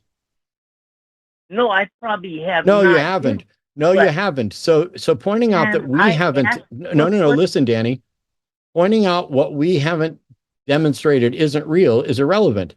It's entirely possible that we could never disprove your God and that your God also isn't real. So once again, I'm asking, what's the reason that we should believe your God is real? That you should believe that my God is real. Yes. Okay. The simple fact is what are you going to do when the simple fact is you are not your own judge and you wake up someday and you find that there is a God strictly because you cannot guarantee there is no God. Okay. Danny, when I say what's the reason we should believe it, it's a mistake to say, what are you going to do when you face God? I have no reason to believe I'm going to face any God. I have no reason to believe I'm going to be judged. What reason should I have to believe that I'm going to be judged by your God? Okay. Oh, that you're going to be judged by my God. Well, Yes. okay, now you're asking different questions. No, it's the same But the question. simple, I'm just narrowing it down based on all the ways you avoided it. the simple fact is something has always had to exist. How are you going to have anything existent if there isn't something that has always existed? What does that have to do with your God? I would say that would mean whatever or whoever existed for eternity with no beginning, that is God. Okay. And we have to have an I don't agree with you. I don't think that our understanding of physics bears out that notion. I don't know how you can demonstrate that. But how did you determine that reality simply hasn't always existed in some form? because the simple fact is that don't add up. We have not always existed. I'm sorry, Danny. I promise I'm trying not to be a dick, but you should probably stop saying the simple fact is, because you're not actually presenting facts, but what you are presenting is like an oversimplification. And it's fine because nobody's expecting you to, you know, understand physics or cosmology or anything else, but you have a God that you Well, believe because I'm in. not a very smart guy. That's not what I'm saying. I'm saying nobody's expecting that. I don't understand physics or quantum mechanics either. Um, Here's the thing. You believe there's a God that's going to judge us, right? Yeah, Okay. I believe that. That belief of yours is completely independent of whether or not something existed forever or whether that thing existed. God. You believe something specific because it could be the case that something existed forever or started the universe that isn't also going to judge us, right? Yeah. Okay. So what is the reason we should believe that your God is going to judge us? Well, for the simple fact is we need to obey. And if we are not living, if we're living as atheists, then we don't need to obey because what's the difference in what we do? We know that we're going to die someday. We are subject to death. You and I are both subject to death. So if we don't obey, then something bad Obey is going who? to happen. Obey who? Well, Obey what? Well, apparently, being an atheist, you feel like you got to obey man's laws. So why isn't there God's laws? Um, so when you're driving down the highway and you see a speed limit sign, that's the state posted, that's the state posted speed limit, right? Yeah. Why isn't there also a planet and God posted speed limit? Because they're isn't. Yeah. So that points out the fallacy in the argument you just made. So the whole thing is you're saying, I think I need to obey man's laws. Actually, I think sometimes the most moral thing you can do is disobey laws created by men, because some laws created by men are unjust or I unjust. actually agree with that. Cool. See? Now, here's the question that I asked, though. Why should we believe that we need to obey what you think your God is? Because I don't even know what your God is or what your God thinks. Is your God okay with gay sex? With ASAP, Is your God okay with gay sex? Like if I go have sex with a dude, okay, sex. is God No, okay with he's- that? No? I'm not okay with that either. No, he's not. Okay. So you're not okay with it and God's not okay with it. Why should I care No. what your opinion is or what your God's opinion is? Well, you don't have to. You can make a choice, Yep. you know. And what happens if I make my But- choice? I have Well- fun. Wait, say that again? I'm saying, what happens if I make my choice? If I have sex that your God doesn't like, then I just get to have fun. What are the consequences? Well, that has to do with the fact that you find out that later, but you are subject to death. You will die someday. And then after that, Danny? well, Danny? you're going to find out later. Which Danny, you just- I already know that I'm going to die someday. You Yeah. telling me I'm going to find out later is of absolutely no use to me. Like, is there anybody who couldn't say that I'm going to find out they're right about God after I'm dead? I mean, that's really convenient. That seems that how do I find out before I'm dead? Oh, well, gee, Matt, I guess you're taking a chance because you can't guarantee that there is no God. Oh my God. I'm sorry, Danny. I'm asking you, how can I tell which God is real? How do you know that you're not worshiping the wrong God and the right God is going to fuck you up? Well, the simple fact is, I got the word of God, and for some reason, mankind was obeying God's law during those times, and they even got killed if they didn't do it way back in early times. And there's no reason for me not to believe it because it's history. Just like I believe Constantine used to exist, or Martin Luther used to exist. There's a number of people that I could say that exist. So do you believe? way Do back you in believe time there and- was a? Do you believe there was a literal Adam and Eve, like two human beings? Yeah. Okay. And God made them, and they were the first two humans. Yeah. And he put them in a garden with a magical tree that if they ate from it, they would live forever, and another magical tree that if they ate from it, they would learn the difference between right and wrong. Yeah. Okay. So why were they punished for eating from the tree that told them the difference between right and wrong? Because it was disobedient. But they couldn't have known that it would be wrong to disobey, could they? Yeah, they was told that they weren't supposed to No, no, do no. that.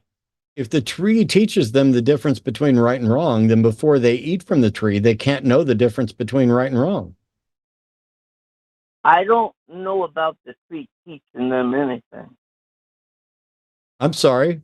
What does the Bible say the tree does? Well, it says that they would know good and evil. Yeah. And so So if I they see where didn't, you're coming from. so they didn't know the difference between good and evil before, right? Yeah.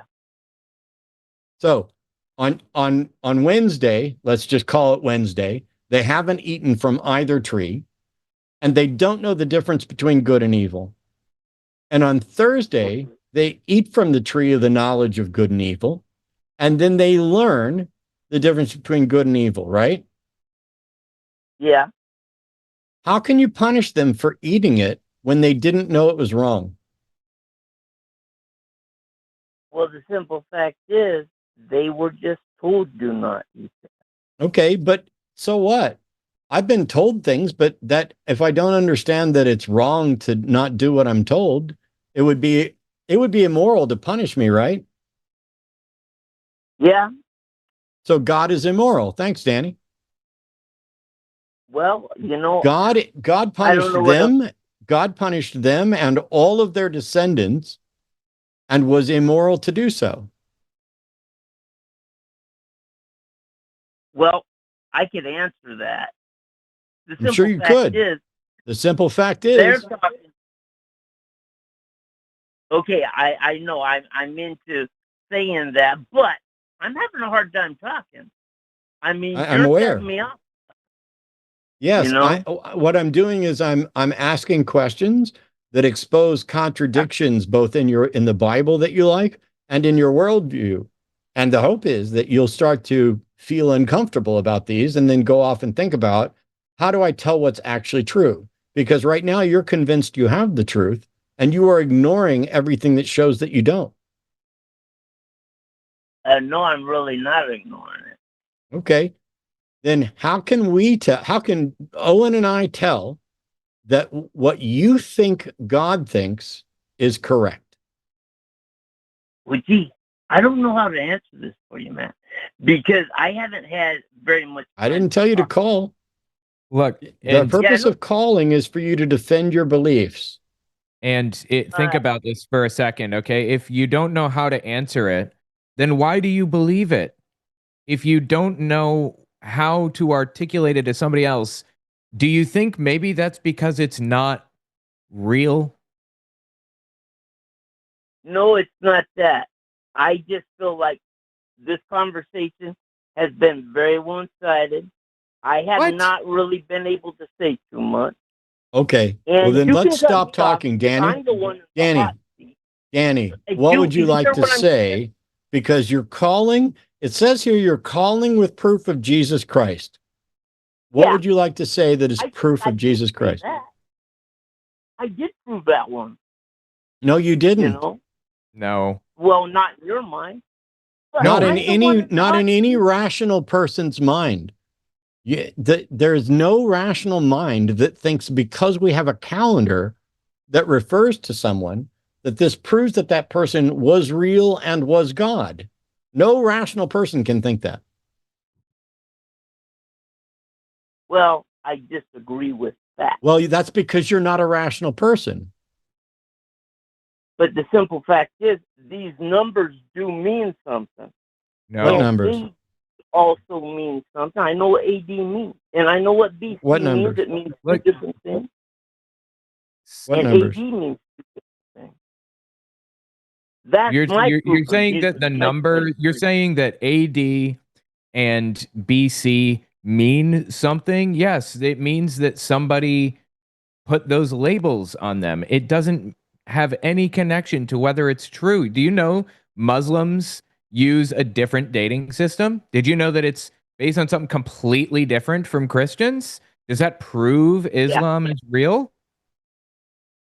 Well, I don't know that No, specifically. it doesn't. It doesn't prove Islam is real, and neither does this prove Christianity is real. Well, then why ain't you guys your own judge and stuff? And I am don't my own feel judge. like, but what do you do when you know people and you feel like they're good friends and you find out they did some really horrible things I and cut them off. they are people that should be locked up? So I have friends, Danny. Well, I have former friends. Um, Yeah. there were some people even in the atheist community who I considered friends, or even one of them I considered my best friend.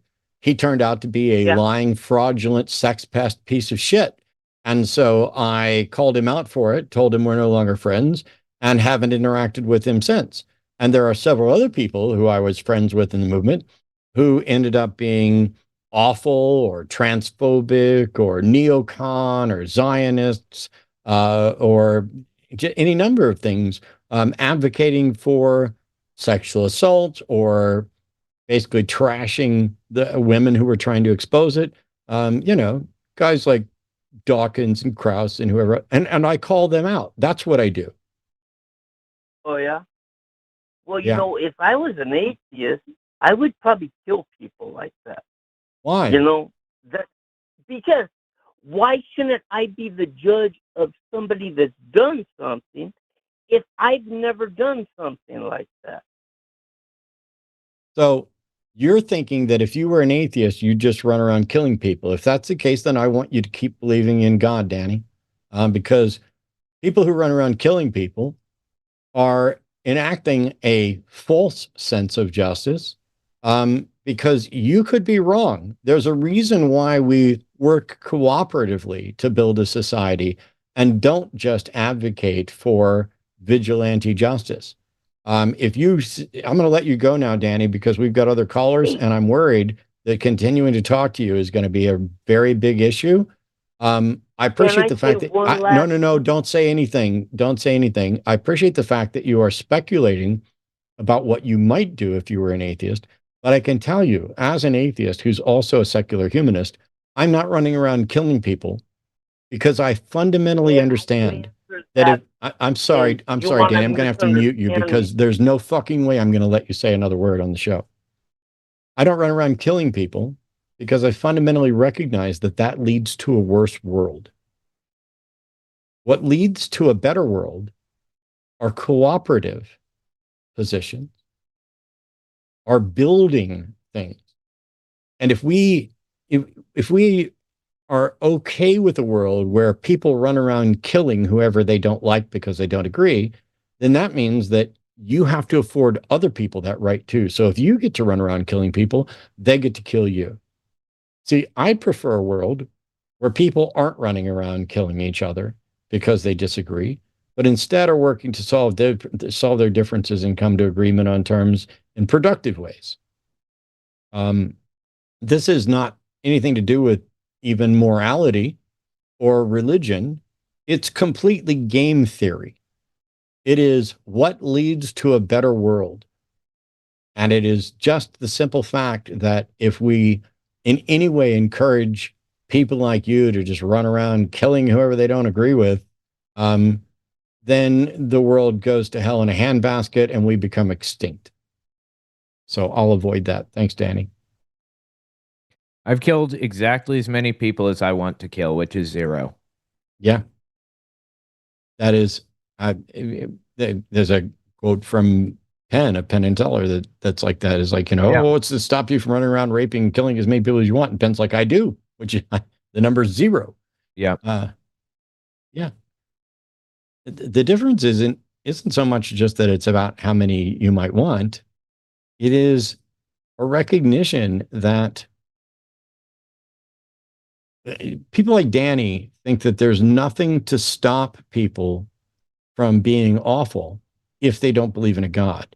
And yet what we've seen is that it is people who believe in a God who are sometimes doing the most awful things and killing people on behalf of that God, and killing the people who don't believe in that God, and bombing the people who believe in a different God. And then this is the part of Danny is a prime example of part of the problem of religions co-opting their claims and senses about morality. And that is, if Danny stops believing in a God, he has no foundation to stop him from doing whatever the hell he wants. It is not the case that without God, everything is permissible. It's just not. But if you convince people that without God, everything's permissible, you're going to end up incarcerating or terminating a bunch of people who thought that anything was permissible because they didn't understand the basics of civil society, of cooperation, of game theory, and of basic ethics, which don't require a God or a foundation.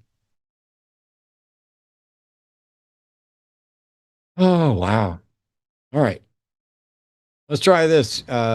It's either Costas or Costas from Washington's an atheist, no pronoun preferences, looking for advice in conversation with Christian Zionists. Yeah, Costas. Costas. Well, yeah, you're okay. How do you convince somebody that's double brainwashed on Christianity and then what's good for the Zionists and like the what's good for them is good for Christianity, and vice versa.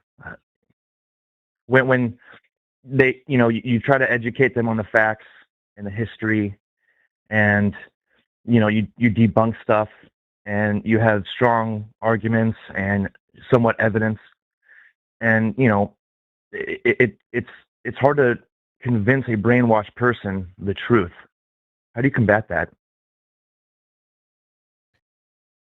There is something called street epistemology. I don't know if you've heard of it. It's a No. deprogramming technique that's really useful. You could check that out. People give talks on it all the time, especially on YouTube.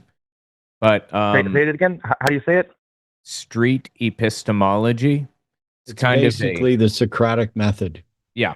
You're trying to get them to justify their position. One of the key things about street epistemology is trying to get them to recognize that they have portrayed their confidence in their position as greater than it is or should be. I'm not, I don't know. So here's the thing. I used to be a fundamentalist Christian, and I believed in end times prophecies about war in the Holy Land. Okay.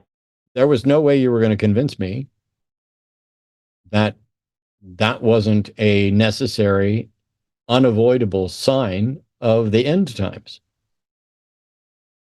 No way, without giving up the religion itself. I'm surprised. I didn't realize that you believed that at the time. That's interesting. Yeah, a lot of people. Everybody around me believed it. Yeah, it's a fundamental piece of Christianity, unfortunately, right now. A lot of Christian beliefs, but just Socratic reasoning, just talking somebody through and avoiding the backfire effect, like doing it non-confrontationally so that they don't feel like they need to shut down or whatever is important. What I find is it makes them look stupid, so they shut down. When you hit them with knowledge and facts, and you make them look like idiots for believing something that's ridiculous, then it's like you're automatically fighting uphill type of deal. So it's, you're right. I need to look up that the anti-brainwashing technique. Yeah, you're it's right. like double brainwashed for them. They feel like they're being attacked personally, and you have to do it in such a way that they don't feel personally attacked, so that they don't shut down. It's hard to do that when everything they say is ridiculous. So totally, when you're pointing that out, they're feeling ridiculous themselves. So it's a conundrum. What's ridiculous? Here, let me throw on my former Christian hat. Okay. If I believe that Jesus is coming back and that a war in the Middle East is a sign of that, what's ridiculous about that? It's wrong, and it's not real. And you're believing in make believe, something that was indoctrinated to you and written by those people back then to better themselves. Wow. Meaning the You're Jews. amazing at showing how it's ridiculous. It's wrong. It's blah blah blah. You didn't do anything to show that it's a ridiculous belief. You just made a bunch of assertions and mocked it. Well, the people that wrote the Bible obviously wrote it to benefit themselves and their people in the future. How do you prove that, and how do you also show that makes it not true or ridiculous? Because they wrote the Bible way past, I think it was centuries. I don't remember. You don't have a clue what you're talking about. You don't have a clue what you're talking about, and you want to say that other people are ridiculous. And when I give you the opportunity to make the case for it, you stumble all over. It's not about finding the right tools. You don't know what you're talking about. You just feel that their views are ridiculous. If you want to teach them, I can't think of it on the top of my head. I'm sorry. Well, sorry. But if you want to teach them that their views are ridiculous, it would help if you knew what you were talking about so that you could do it. We, of course, completely we completely agree with you on this. Obviously, it is. But being really, really informed on this subject is valuable. And Yeah. again, avoid the backfire effect. Yeah. Well, yeah. I'm a couple years, like 3 years of being an atheist, so I'm not. Hmm. I'm not like my speaking and my is not 100%, but Here's I'm the somewhat best thing you confident can that I do, know. and I like the fact that Owen was recommending some version of street epistemology, Socratic method. Stop making any claims or any assertions. Mhm. Just Okay. ask them questions. Get them to Okay. defend what the justification is, because many of their claims are going to be unfalsifiable. There's no way for Okay. you to demonstrate that there isn't a God. There's no way for you to show that all of Jerusalem isn't going to ultimately recognize Jesus as the Messiah. That, this is about future stuff. And so what you do is Okay. you ask them, what justification do you have? And they're going to come back to the Bible. And so I just did a video yesterday. It'll be available in a couple of weeks to everybody else about what you need to know about the Bible or not. But if their ultimate thing is, oh, I believe what the Bible has to say about it, then the questions then become, okay, could you be wrong about that? What reason do we have to think that the Bible is correct? What reason we have to think that your particular interpretation of the book of Revelation is correct? I mean, I know you're probably pulling from Jeremiah and Isaiah and Ezekiel and a number of other things to get end time stuff, but the book of Revelation almost wasn't included in the Bible, wasn't included in the canon because it was considered to be the ravings of a madman. And Couldn't have been, honestly. but the notion there is that if they think that their understanding is correct, how do they explain all of the other denominations that don't agree with their end times prophecy? They don't agree with their solution to this, and then you've got a countless little subtle things in there, whether it's premillennial, postmillennial. Is there going to be a mass return of Jews to Israel, or has that already happened? Where are we living in the timeline? And with all of these different models that they have, it is a complicated mess. And so just keep getting them to justify it without claiming that it's bullshit or ridiculous or irrational, because you're not ready for that. And maybe nobody is. It's very big. It's a very, very complex, like you said. And the way you word stuff is freaking. It helps. It's very helpful. I appreciate it. Well, thanks. I got it wrong a lot. That's how you work to get better at explaining stuff, is to explain it poorly about 500 times. Well, that's the way I view it. I got to learn one way or another, So yeah, I love learning. Look into street epistemology. That's a really useful method of kind of Socratic reasoning or whatever for this type of thing. Yeah, I'm definitely look that up. That's very helpful. I appreciate it. Yeah, sweet. Thank Costas. Thank you, guys. Have a great Sunday. We got another caller we're going to get to here in just a minute from the UK, but we don't have theists on the line right now. And so if you're a theist out there and you have your particular view of, maybe if you're a Christian, you have a view about end times prophecy. Maybe if you're a Jew, you have your thoughts about what's going on with regard to Christianity's, I don't know, divine hard-on for war in the Middle East. But you can call 720-619-2288, or there's a link in the description so that you can call in. We will always prioritize theist callers first. So even though this person has been on hold for 23 minutes, and I'm going to get to them in a minute, they're an atheist. And if a theist calls in before I get to them, they get to sit there on hold for even longer. That's the great thing. Unfortunately, that's prompted some people to pretend like they're theist when they're not. But don't worry, we're pretty good at owning you and shutting you down on that. It's funny though, because we've been here for a couple hours today. We've got an hour left, and what's been the best case for a God? We had somebody who didn't care if their view was rational, but just felt that there was probably a God because they heard stories about Jesus. And then we had somebody who thought that the dating scheme, or the fact that we can't disprove God, or the fact that we have to answer to somebody somewhere. Those are all, where's the case for God? I see apologists. I've traveled around the world debating apologists. Not Lee Strobel, because he won't debate. He just writes a bunch of books pretending like he could debate, but he won't. He can't. But where are these God defenders? When I was a Christian, I obeyed 1 Peter 3:15. My goal was to be prepared at all time to give the reason for the faith that's within me. I knew why I believed what I believed about the end time stuff. I don't even remember a good chunk of it now. I couldn't defend my old beliefs now because I haven't held those beliefs for decades. But I could be mistaken. You can correct me if I'm wrong, Matt, but I believe that the Bible says that you are not a true Christian unless you defend your faith. Is that right? God will disown you if you disown him or whatever. Yes, God will spit you out of his mouth apart from me, because I You never better knew call you. in. The problem is, we don't have any way to prove that. So you can sit there, dear Christian out there, and pretend like, oh, I don't want to call in and defend, and I'm fine. No, you're under command.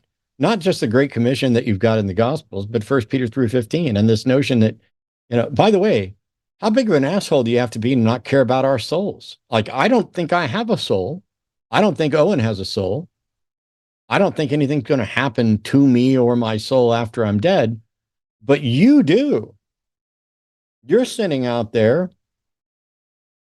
You probably just got done eating your after church thing and you're waiting to watch, I don't know, not football, because that's over for the year. I don't know what you're getting ready to watch, but you stumbled across this. And for some reason, you don't give a shit enough to do your due diligence to try to convince us that we're destined for hell. Anyway, let's try a caller. We've got Leo in the UK. Pruns are him. Leo's an atheist. Wants to talk about might makes right. Hey, Leo, how are you? Hey, I'm good. How are you? Can you guys hear me okay? Yeah, there's a little bit of scratchiness in the audio, but I can at least understand you. Grand. It's possible I'm on headphones, so if I need to come off the headphones, I can do that. No, we're good. Super. Yeah, so I've heard a couple of times while kind of listening in with your shows and stuff, this kind of argument of like might makes right that kind of comes out whenever a theist is sort of saying, like, well, God can do whatever he wants, but I've never really heard it expounded on, especially. And I can understand that might does not make right whenever it comes to humans.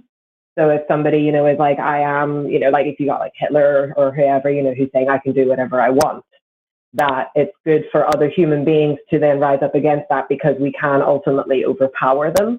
But for a supreme being who is, ultimately powerful, I don't know how. I mean, obviously, right, might doesn't make moral, but isn't there a case that could be said that God could kind of do whatever he wants? Sure. He can do whatever he wants, but that doesn't make that moral. Like, God has the right, I suppose, to order his people to genocide a bunch of people, but that's not a moral thing to do. That's evil, right? The only, oh yeah, 100%. The only simplistic might makes right that ties to so theism doesn't. Not all versions of theism have any sort of view that their God is the source or foundation of morality. There are many theistic models that do.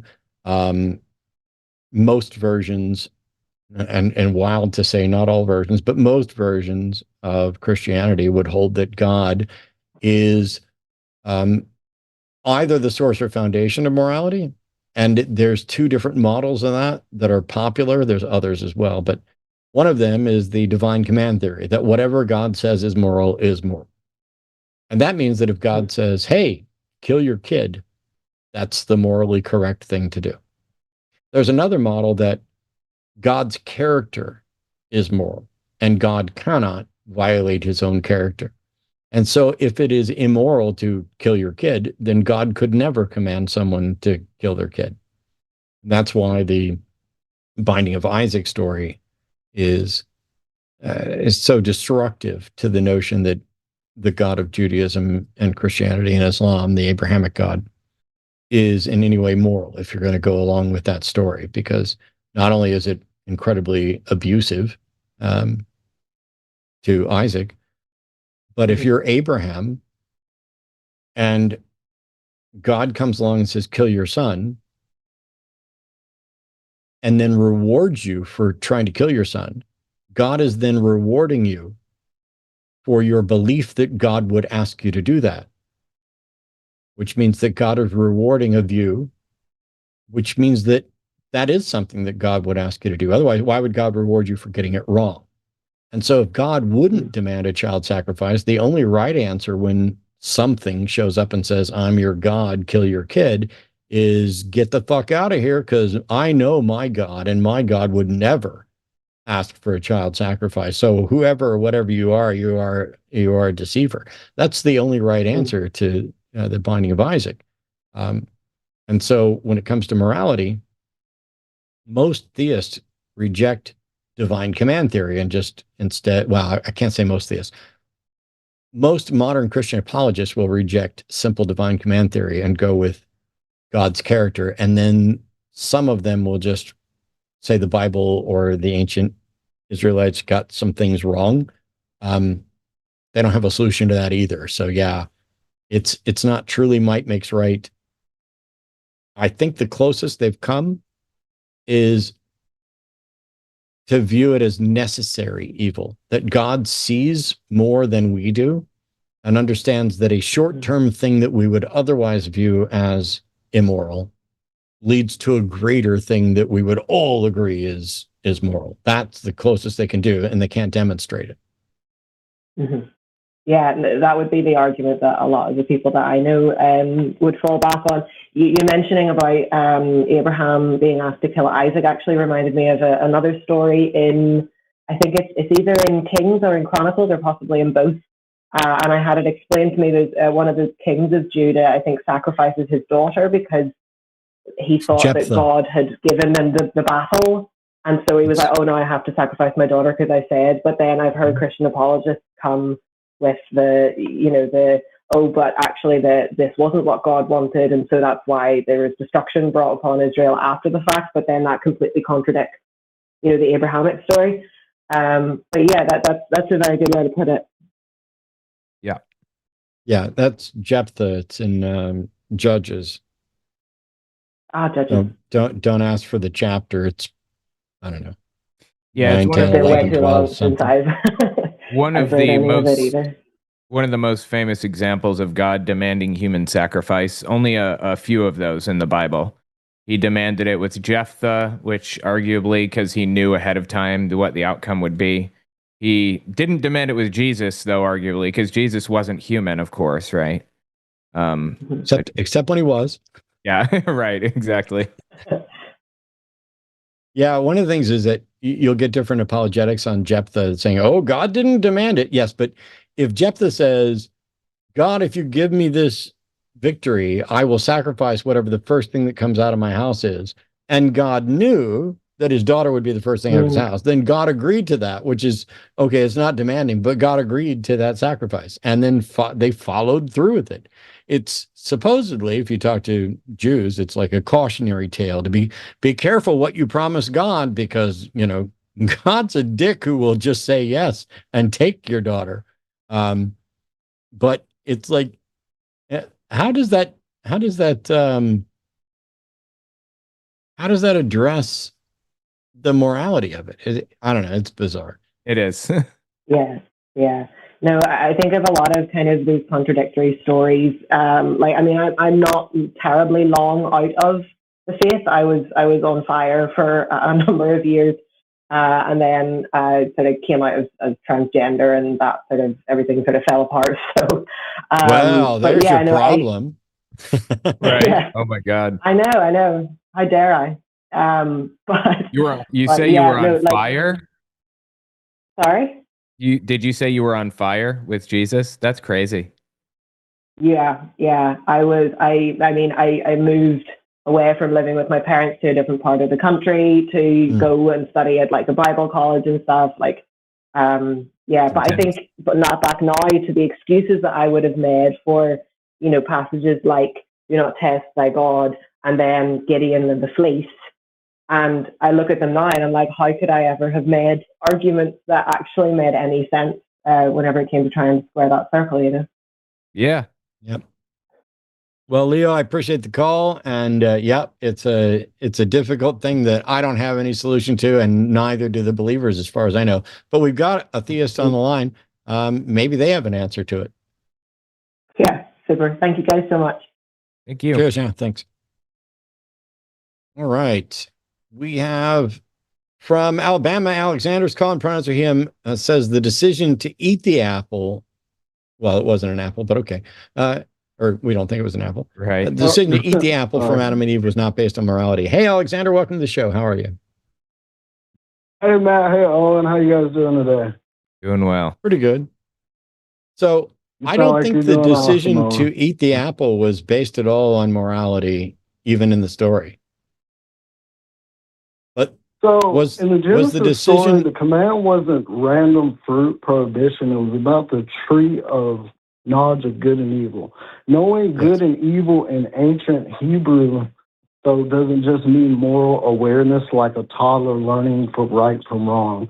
The phrase often implies claiming moral authority, the right to define good and evil for oneself. So the major You want to just send me the link you're reading from? Sir? You want to just send me the link that you're reading from?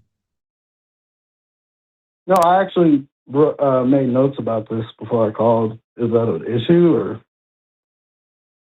Well, from your view, I was talking to Danny about Danny's view. From your view, did they know right from wrong before they ate the fruit?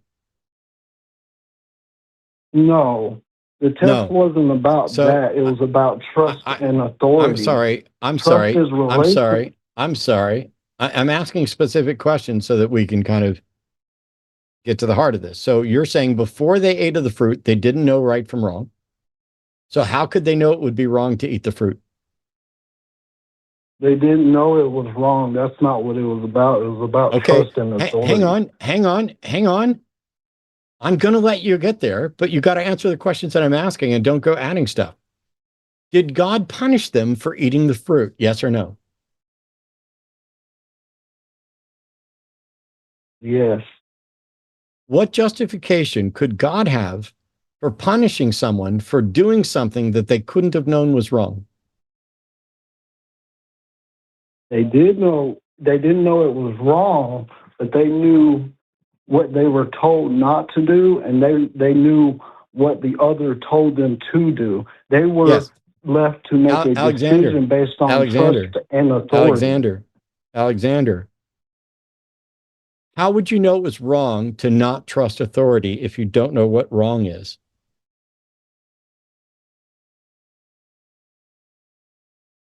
Wait, say that again? So they were punished for not trusting God, right? Right. And they were punished because it was wrong to not trust God, right? I don't think they were punished for that. You don't think they were punished? Why would you punish someone hang on, listen, I'm literally asking a question. Punishment comes because you did something wrong. Why would you punish someone who didn't do anything wrong?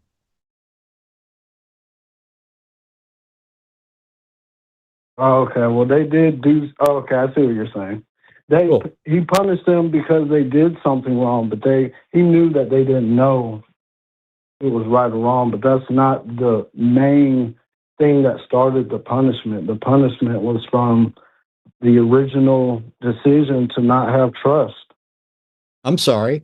How can you're acknowledging that they didn't trust God and they didn't know it was wrong, and that God punished them and all of their descendants for all of fucking eternity because they didn't know that how is that moral? Would you do that to your kids?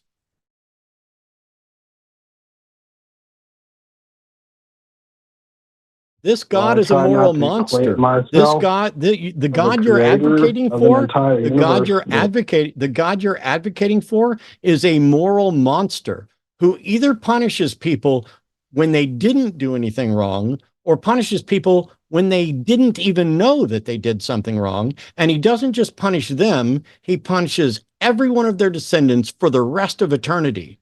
That God is a monumental piece of shit. Why would anybody worship that?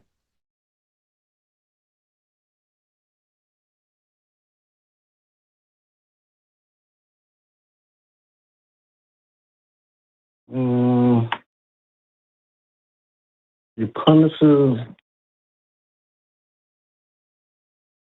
Let's see. It sounds like Would you say that our judgment would be different from a higher judgment? I don't know what a higher judgment is. I only know that there are things that are justifiable and that there are things that are not justifiable. And I don't see how it's justifiable to punish someone for doing something wrong if they had no reason to think that they would be viewed as wrong or understood what wrong was. Would you agree that what we view as justifiable changes over time? As we learn more, sure. Okay, so how is it improbable to accept that a higher judgment probably knows a little bit more about I don't know what a higher judgments than we judgment do is. currently? I don't know what a higher judgment is, nor do I see any evidence of any more knowledge or more superior morality in this story. What I see is the antiquated, primitive story of some people who didn't understand the basics about morality or ethics. There's no evidence that there is a God, that there's a God that knows and understands a morality better than we do. And if God can't explain to us how it was moral to punish everyone forever for something that appears to be beyond their comprehension, then that God's still a piece of shit. And why is he having you call Alexander instead of just talking to me himself? And why doesn't he tell you? Like, you're a believer. You should be able to pray and say, God, I don't understand what the justification was for punishing Adam and Eve. Now, I don't even think it happens, but it happened, but you do. And then God should be able to come to you and say, hey, Alexander, here's what you need to tell those stupid atheists who think this is immoral. Here's what they need to understand. And then we would know, but that doesn't happen, does it?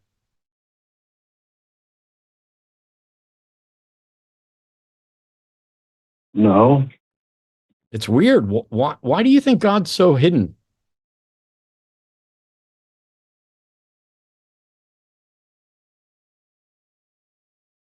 Like, why do you think that he hasn't revealed himself to us openly? Why doesn't he just talk to us?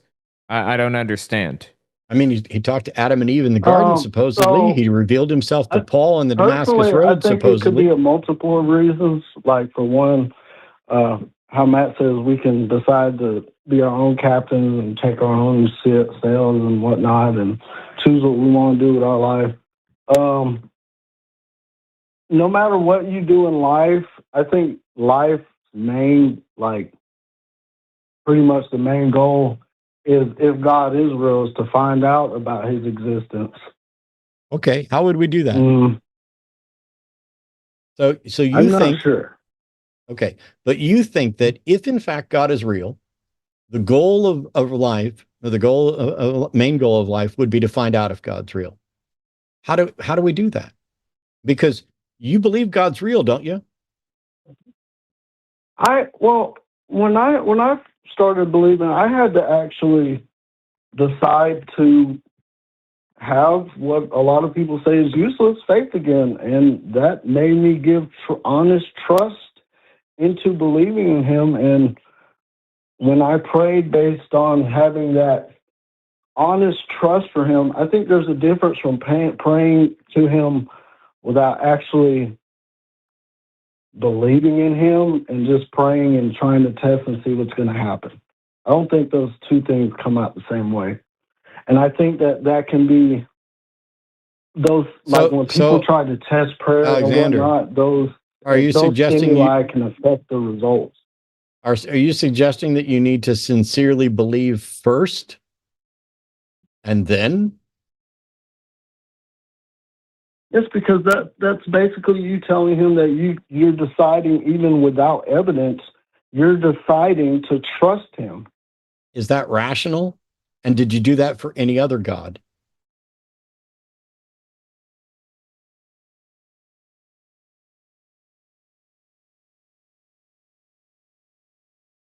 Like, did you do that for No, I Thor? didn't do it. Why don't you believe for any in other Thor? guy, and it's not rational. But I do have a question, and I honestly do not know. I wanted to know if you guys knew. Are there any other scriptures in any other religions that say, "Thou shalt not believe in other gods"? I was just wondering. I really don't know. Yes, most religions. By the way, Christianity and the Bible seem to also affirm that other gods exist. It's just, I'm the Lord thy God, you should have no other gods before me. Doesn't mean you shouldn't believe that other gods exist, because Judaism was henotheistic at its outset, potentially anyway. But there are plenty of religions that are like, I am the only God, or, you shouldn't believe anybody higher than me. But most of them tend to take on views like that. Now, let me ask you this. Why should that matter? Even if the Bible was the only one that said, oh, I am the only God, what does that tell you? Well, I was thinking about it like this. He says, "Thou shalt not believe false gods." False God doesn't necessarily mean that they don't have magical powers themselves. They are just gods that are claiming to be the ultimate God that aren't God. Those beings could possibly also exist.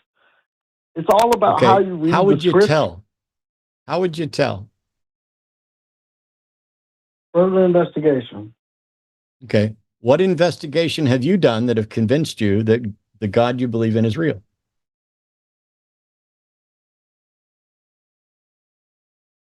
Well, for my it's not a grand scale effect or anything, but just personal experiences of praying when I was having heart attacks, and when I sincerely believed. I understand that praying can make you calm, but you realize, Alexander, in my head and what was going on at the time is just kind of too symbolic to ignore for me. Okay. So, first of all, you're talking to someone who used to be a sincere fundamentalist Christian, Southern Baptist, studying to be a minister. In me. Owen's story is a little different. You're also talking to someone in me who's had multiple heart attacks and has had triple bypass. Okay. You're basically saying that through your trials, you found significance that to you seem to reinforce the idea there's a God. And I'm saying, yes. How does that confirm a God?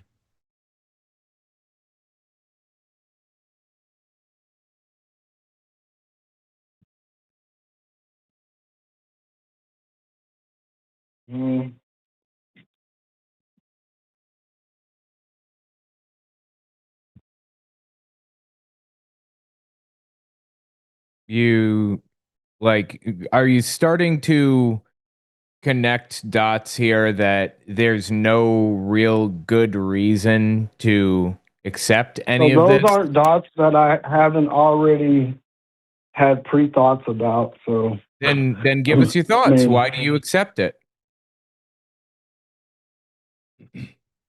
Fine. It's a good feeling. Okay. And is that necessarily a bad thing that people want to go based on a good feeling if it's good for everyone else but not bad for you? I mean, and not bad for other people? Yes. Would you like to know why it's a bad thing? If it's not hurting anybody and it's not hurting my life, how do you know it's not hurting anybody? You're wrong. It is a bad thing to prefer your own good feeling over caring if something is true. First of all, if there is a God and you've picked the wrong one, you are pissing that other God off potentially. Second of all, If you have picked the wrong God based on your good feeling, you are now supporting a false God, a false religion, and you are propping it up alongside other people so that they end up becoming Christian nationalists, fascists who take over the government and deprive the rest of us our rights because their standards of truth and evidence are the same as yours, which is if it feels right to me, I'm going to go with it. The people who give a shit about the truth and about true rights aren't going to just go with their feels. Every time you accept a wrong answer because it feels right, you are denying yourself the opportunity to learn the right answer, because being wrong feels exactly like being right until you find out that you're wrong. And if you're comfortable with, hey, this feels good to me, instead of, hey, I have good rational reason to think this is true, then you are opting for self-deception, delusion, and harm.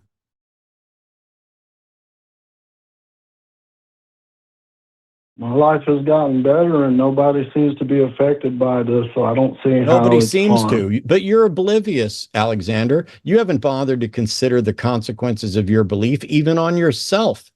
My life has gotten immensely better since I stopped believing in a God. Does that mean there is no God?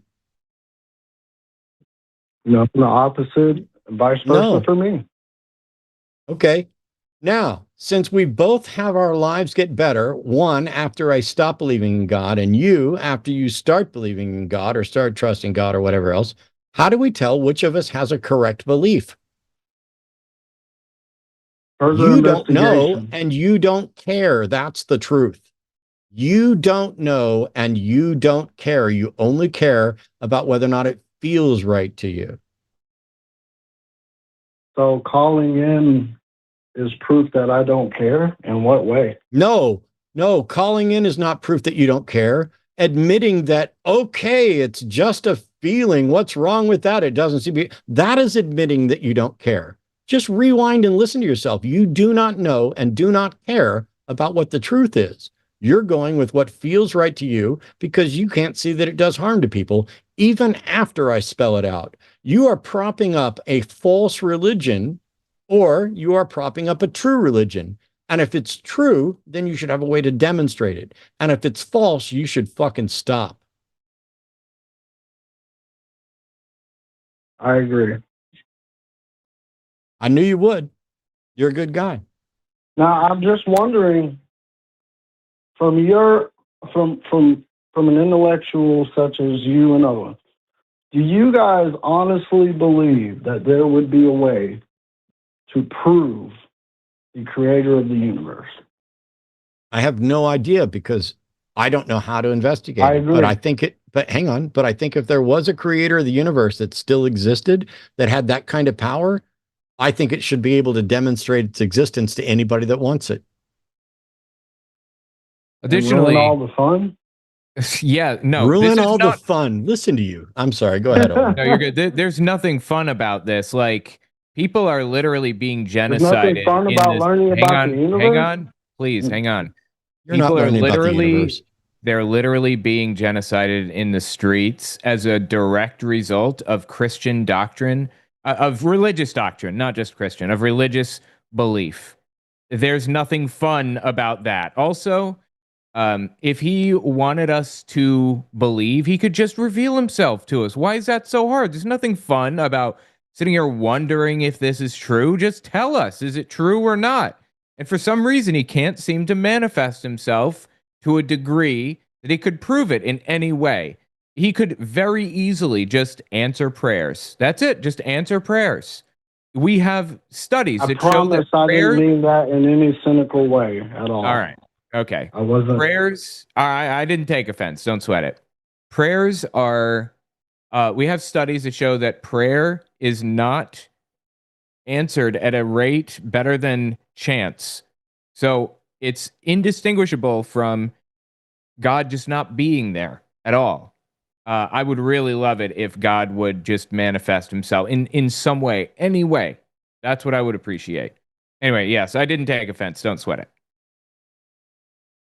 All right. I mean, I watch the show all the time, and I'm going to always watch. I'll probably even call in some more. I mean, okay, that's fine. Yeah. Great. I don't know. I mean, a lot of times I want to just say, you know what, I'm going to be an atheist again, but it just, I feel like I'm betraying someone. It's not a choice, you know? Alexander. Beliefs isn't a choice. You are either convinced there's a God or you're not. And I'm not. And you either are or you're willing to act as if you are. But I would recommend that whether you actually believe in a God or just believe in belief or believe in professing a belief, I would encourage you to care more about whether things are true than whether or not they feel good. All right. Anyway, thanks a ton for the call. We'll see you next time. Thanks, guys. All right. So we got about a half hour left. We got another theist on the line that I know there's potentially some audio issues with, and they're calling in on the web thing. So I'm going to try to get us to exercise a little bit of patience on this. Arden already messaged me about the audio issue. Just as a reminder, hello, Miss Arden. Would you like to tell everybody what's coming up at 4 and the other shows real quick, if you've got that stuff updated? Yeah, sure thing. So coming up, if you guys stick around in chat after the show wraps, you'll automatically get sent over to Calling It Now over on the Jimmy Snow in the Line channel with Jimmy and Javon. Then back here on the line for After Dark will be Justin from the Deconstruction Zone and Eric from Skeptic and Scoundrels. Tomorrow is a really cool episode of Skeptalk with Forrest Valkai and the Scientific Snitch. If you guys follow her on Instagram, she has a whole bunch of like really cool misinformation, anti-science debunking stuff. I love her content, so I'm really excited she's going to be on the line. Tuesday on Chewed Gum will be Alyssa Lube and Taylor from The Skeptical Heretic. Jimmy Snow will be joining Matt on The Hang Up this Wednesday because it is usually the beginning of March. We do a sort of birthday month for those two goobers kind of thing. So I think that's going to be the theme. And then Thursday on TACIS will be Ben and Luxander.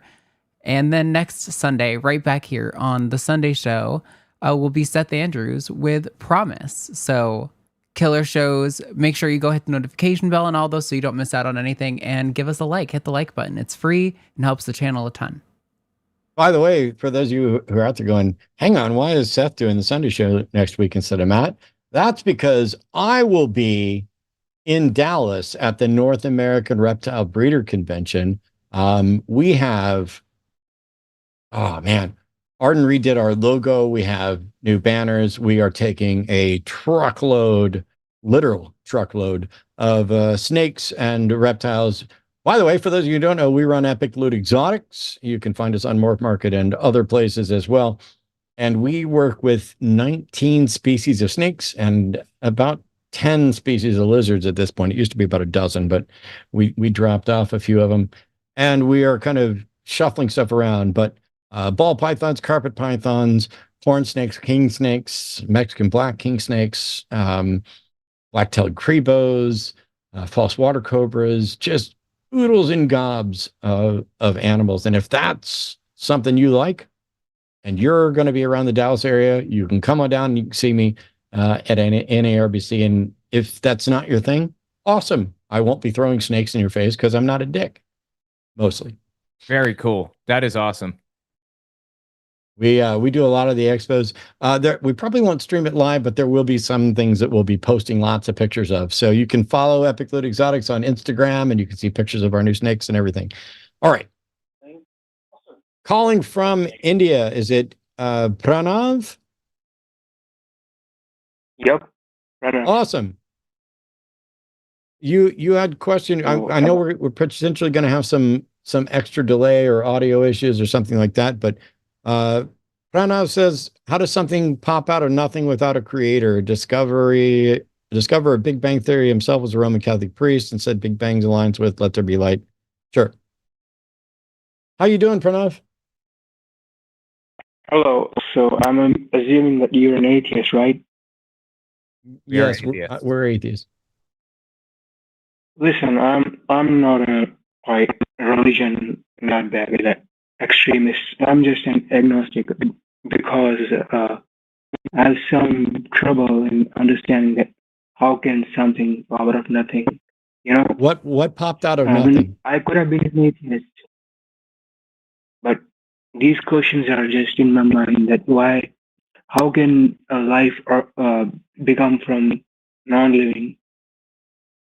So, first of all, science isn't necessarily claiming that something popped out of nothing. As a matter of fact, generally speaking, nothing isn't something that we can even talk about. There's a quantum state of nothing, and I'd recommend talking to Dr. Aaron Adair or Dr. Blitz or one of the other experts on this when they're here, and they're not here now. But you asked two questions. How can something Dr. pop out of Blitz is nothing? actually And not an atheist. I'm He is not an atheist. He's a Jew. He's Jewish. I'm sorry. You asked two questions. One is how can something pop out of nothing? And I'm not convinced that it can, or that it ever has, or that anybody's saying it can or has. But also, how can life come from non-life? And that's a question of abiogenesis. And the fact that we don't have a current explanation of how it did happen doesn't mean that we don't have good reason to think that it can happen. It's just chemistry. I see, but you know, even in abiogenesis, it's a problem that life requires, complex information, self-replicating systems. There is no complete natural explanation for how life arose from non-living chemistry. DNA contains vast amounts of encoded information, often compared to computer code. Pranav, I don't need you to read to me. I don't need you to read to me. I need you to listen. Let's assume for a second that we have no idea how life began. Does that mean that a God is a possible explanation? Maybe. No, it doesn't.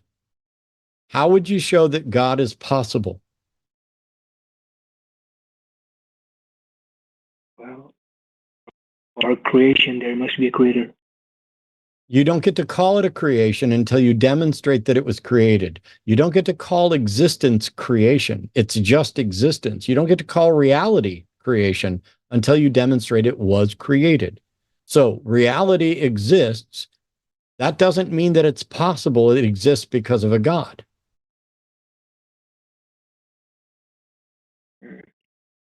Then, I see. But you know, still, we haven't even created artificial life or something like that. Okay. Even after so what does that prove? What does that prove?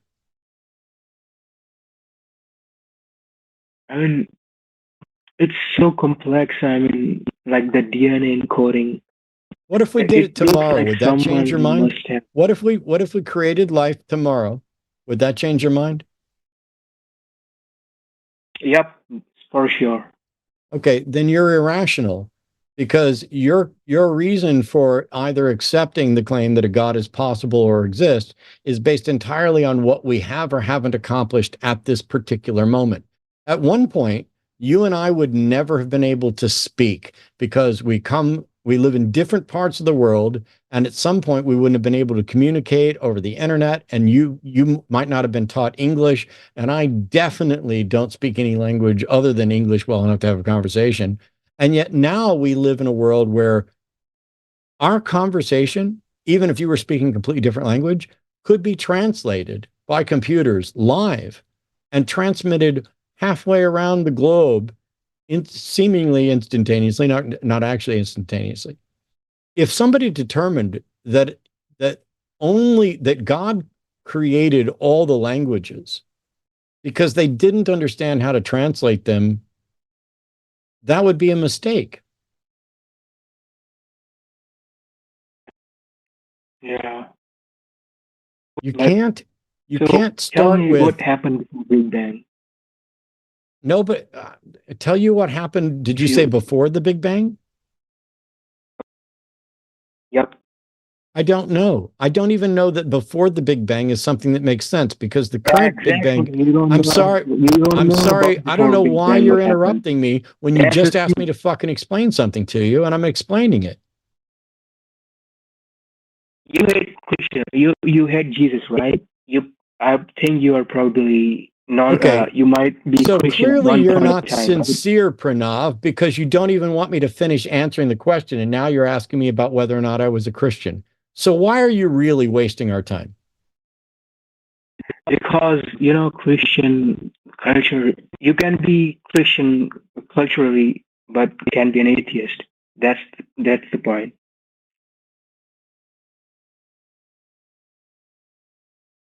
That's why you're wasting our time, is to tell us that you can be an atheist but culturally Christian?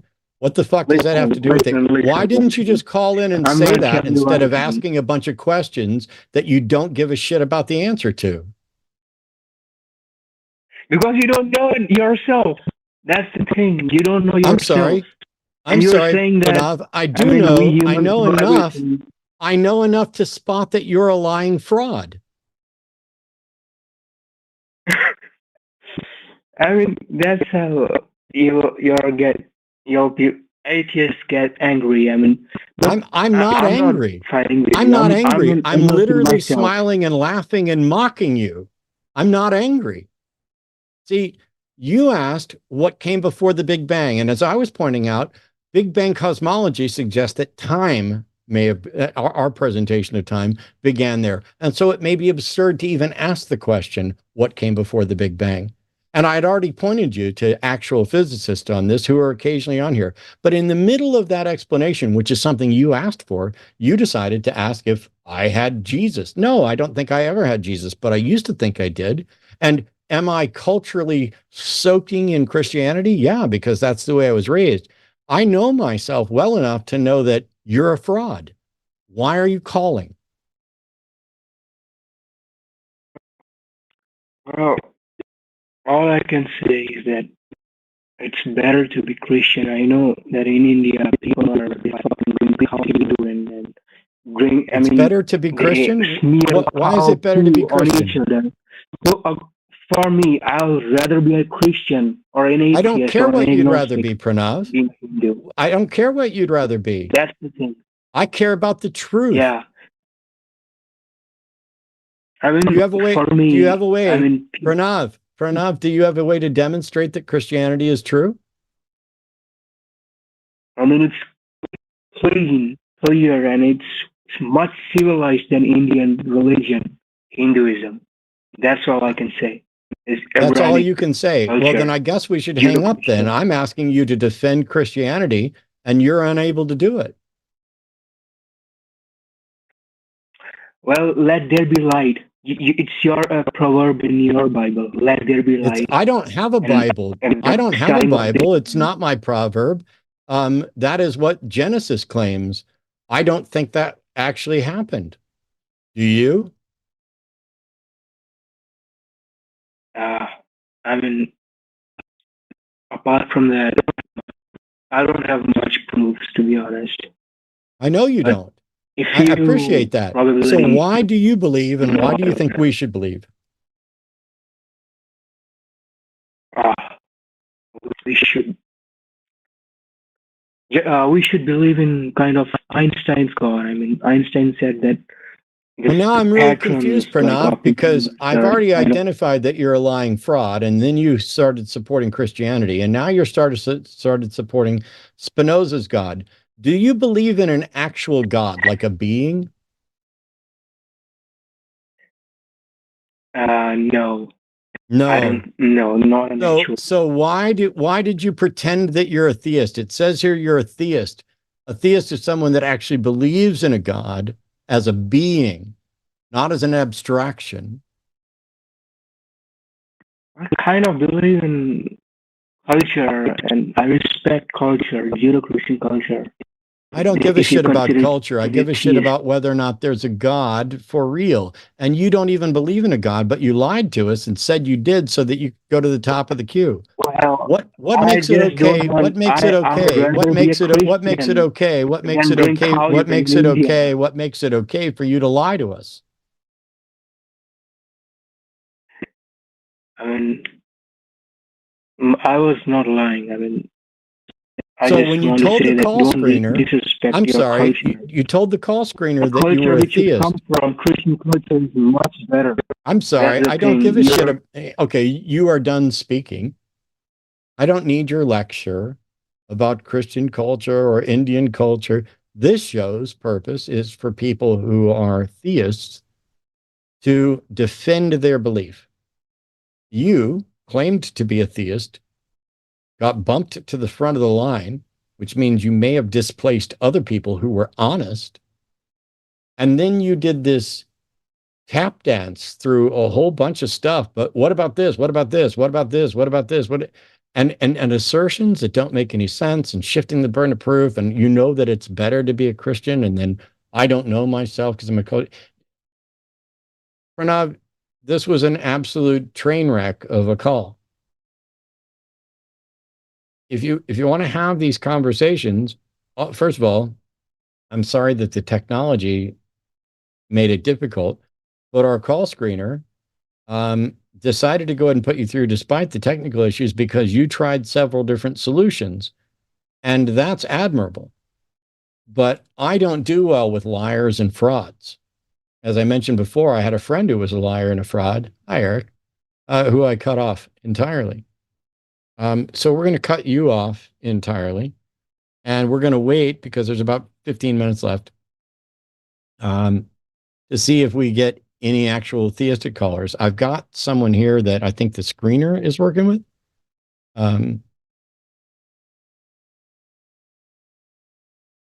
Although there's some confusion about the origin of the call, so I'll wait a minute. Also, I'm not sure that they're dropped. Are they still in the...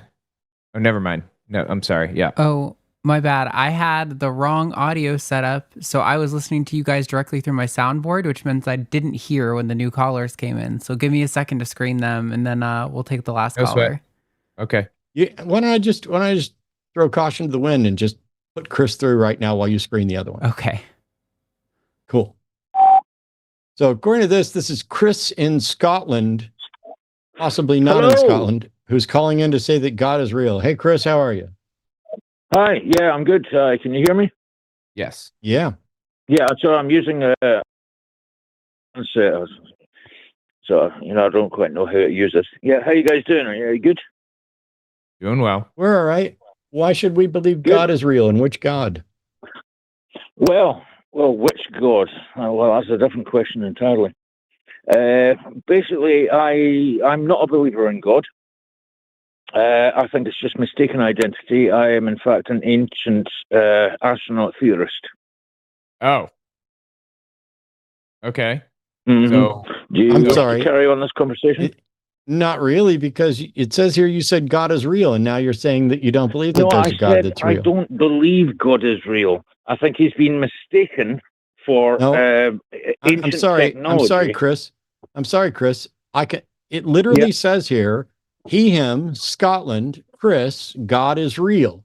Did you say God is real? Yeah.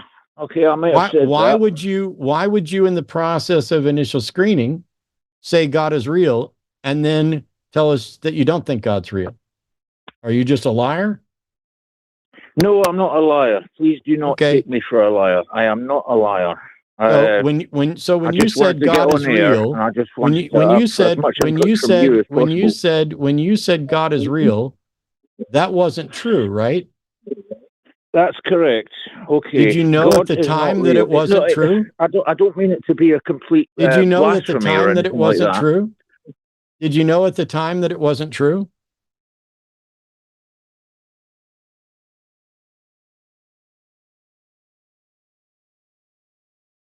Chris, did you know at the time that it wasn't true?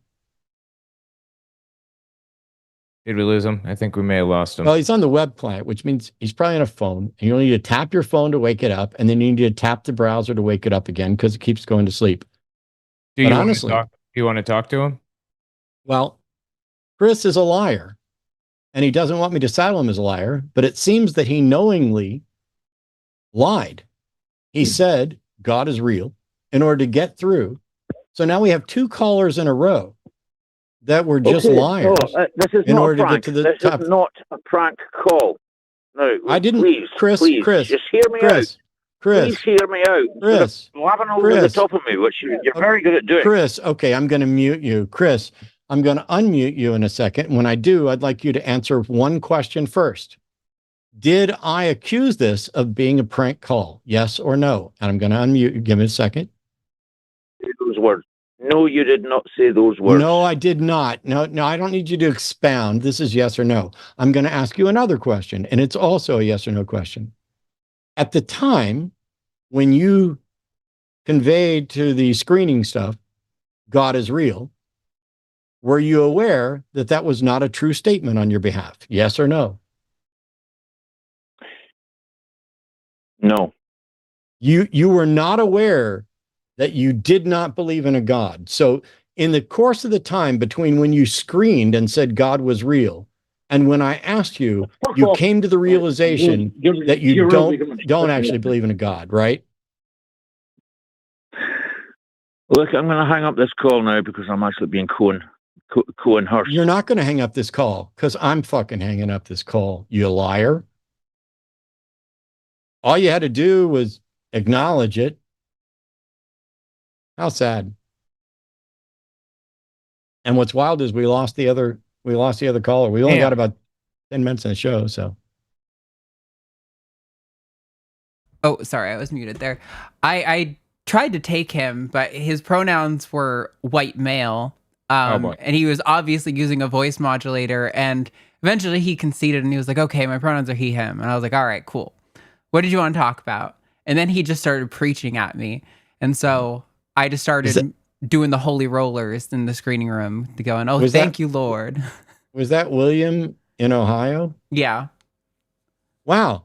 So somebody using a voice modulator thing with the pronouns white male called in on their actual cell phone number that I could call them on. Wow. What was he preaching about? He was just like, oh, when I see the engine in my car, I know it's designed. And then he said, when I see the poop in my rectum fertilizes my garden. Like, yeah, okay. You're very serious. The poop in your rectum doesn't fertilize your garden. You've got to take it out of your rectum. So stupid. I started giving him the holy rollers. Oh, thank you, Lord. Yes, I feel it. You are showing me the way. Praise be to the poop in my rectum. Well, like rectum, I damn near killed him. The call screening lobby, that should be recorded and put on air. It's got to be a crazy place. I think it is recorded. It's usually not that crazy, but in that case, that guy was so obviously full of shit from the get-go. I had a little fun, you know? Right. It's funny because, like, I genuinely, there's a part of me that would love to show the call screening thing, except that we're not, I joke about, I have his phone number. Hi. We're not trying to dox anybody. But it's wild to me. I mean, I wouldn't. So, William, you're safe. Not only am I not going to call you, mainly so you don't have my fucking cell phone number, but because it's not about doxing. But it's like, I kind of wish we could find a way to show what's going on in some of the screening, because you could watch the calls call in, and there's like an auto screen thing that happens where it says, we're auto screening. This is where the people will lie, like Chris did, and say God is real, because they think that's going to get them on and ahead of people, and it will. And then when I find out they're lying, I'm going to excoriate them in front of everybody, because I want to have real conversations. I would rather talk to 100 people who are confused about BC and AD proving a God than a single esoteric lying troll. Like, this stuff is important.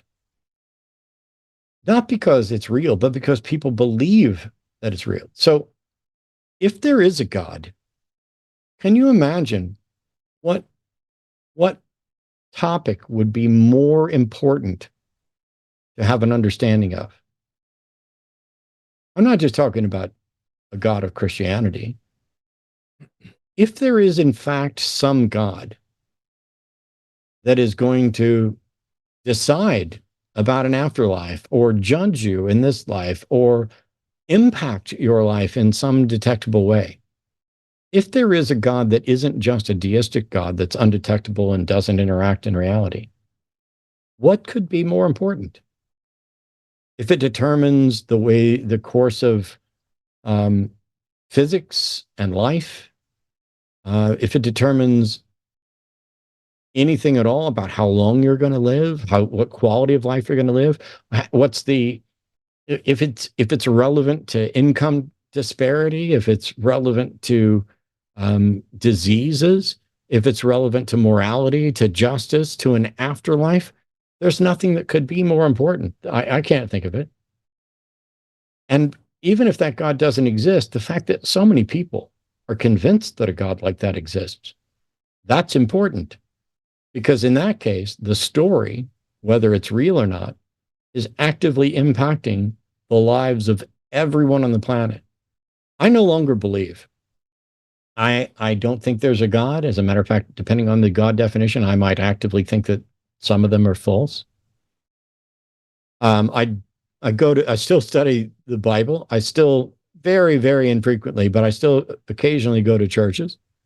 I have lots of discussions about this. Why? Because their belief impacts my life. I'm convinced that Christian nationalists, through Project 2025, taken over huge swaths of our government and are determining whether or not people have rights. They're going to determine who gets to vote, how you get to vote. They've already taken away abortion rights. They are taking away trans rights. They are trying to take away gay rights, queer rights, just in general. They are trying to institute a biblical view of the world that, by the way, isn't the warm, fuzzy, turn the other cheek, Jesus loves us all. James Tallarico, who is a Presbyterian, want to be a minister or working to be a minister, who's a state representative here in Texas and is running against Jasmine Crockett for senator from Texas. James Tallarico's version of Christianity is probably my favorite. Yeah, it's not remotely perfect. James, if you're watching and you ever want to have a conversation, I would love to have a conversation. I'd love to have a debate because I think your version of Christianity, while preferable, is Pollyannish and bullshit. I think that you have an unbiblical view where you have cherry picked, like I love John Fugelsang, but he's kind of doing the same thing too. There is this softer, gentler, let's just use the red letters and just use a particular interpretation of the red letters and ignore the fact that if the entirety of Christianity is true, the individual who supposedly spoke those red letters, that you have no confirmation, you even have good scholarship to say this is what was said, is the same person that supposedly inspired the verses about slavery and slaughtered the Midianites and everybody else and told them to keep the young virgins for themselves. You can't have it both ways. You can't have the Old Testament prophecies and the Old Testament atrocities and then just pretend that Jesus is some warm, fuzzy, turn the other cheek, forgive people. But you know what? I much prefer that version. Westboro Baptist Church is on sounder biblical footing than any gay-friendly Christian church on the planet. But I'd rather hang out with all the people at the gay-friendly church. Not just because of the rainbows. They're genuinely better people. They are good people, quite often, despite their religion, not because of it. And so as we live in this world where their beliefs are going to impact all of us, I'd much rather have people like James Tallarico, who, by the way, I didn't actually vote for the other day. I voted for Jasmine Crockett. And I can talk about that on Wednesday. It was very, very, very close, and I changed my mind several times. I would like to hear about that, but yeah. She's a lawyer. She has more experience with the federal government, and her version of healthcare is better than his, and that's it. Okay. It's pretty straightforward. But anyway, what they believe, by the way, she's a Baptist, doesn't talk about it as much, so I find that a little less annoying. But if you're going to talk about Christian, I'd much rather listen to James talk about his version. just not for very long because I got real shit to do and real problems to solve. But if you're the type of person, I genuinely want to know what goes through William from Ohio's mind. Is he really a theist? Does he think he's accomplishing anything? Is he just a troll? Is this just dead internet spilling over into calls? I don't know. But coming up in less than a minute, Jimmy and Jovan will be doing a Cus I Wanna, or calling it now, sorry. I get some of the names of the shows wrong. And I just want to say thanks for bearing with us as we move closer to getting the vertical call stuff sorted. We will get more calls and better calls. You will see myself and Owen back here. Owen, what do you got going on? Wrap us up.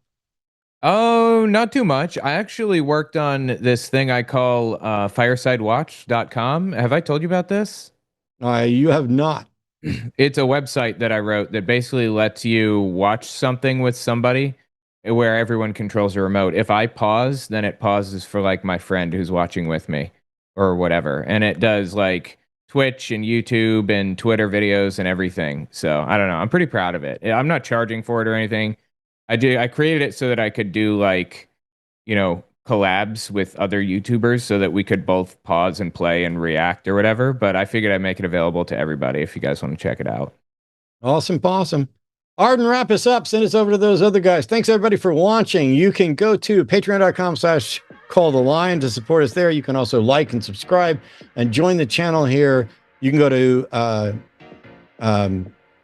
linemerch.com. I almost forgot that. Yeah. But in any case, the biggest support you can do is to like, subscribe, and spread the word so that we get more sincere callers, so that people like William from Ohio aren't wasting our time. People aren't calling to just, well, maybe what if there's this thing here, when they're not even sincere. It's too important. See you later. If you have a neighbor in Ohio named William, check your garden.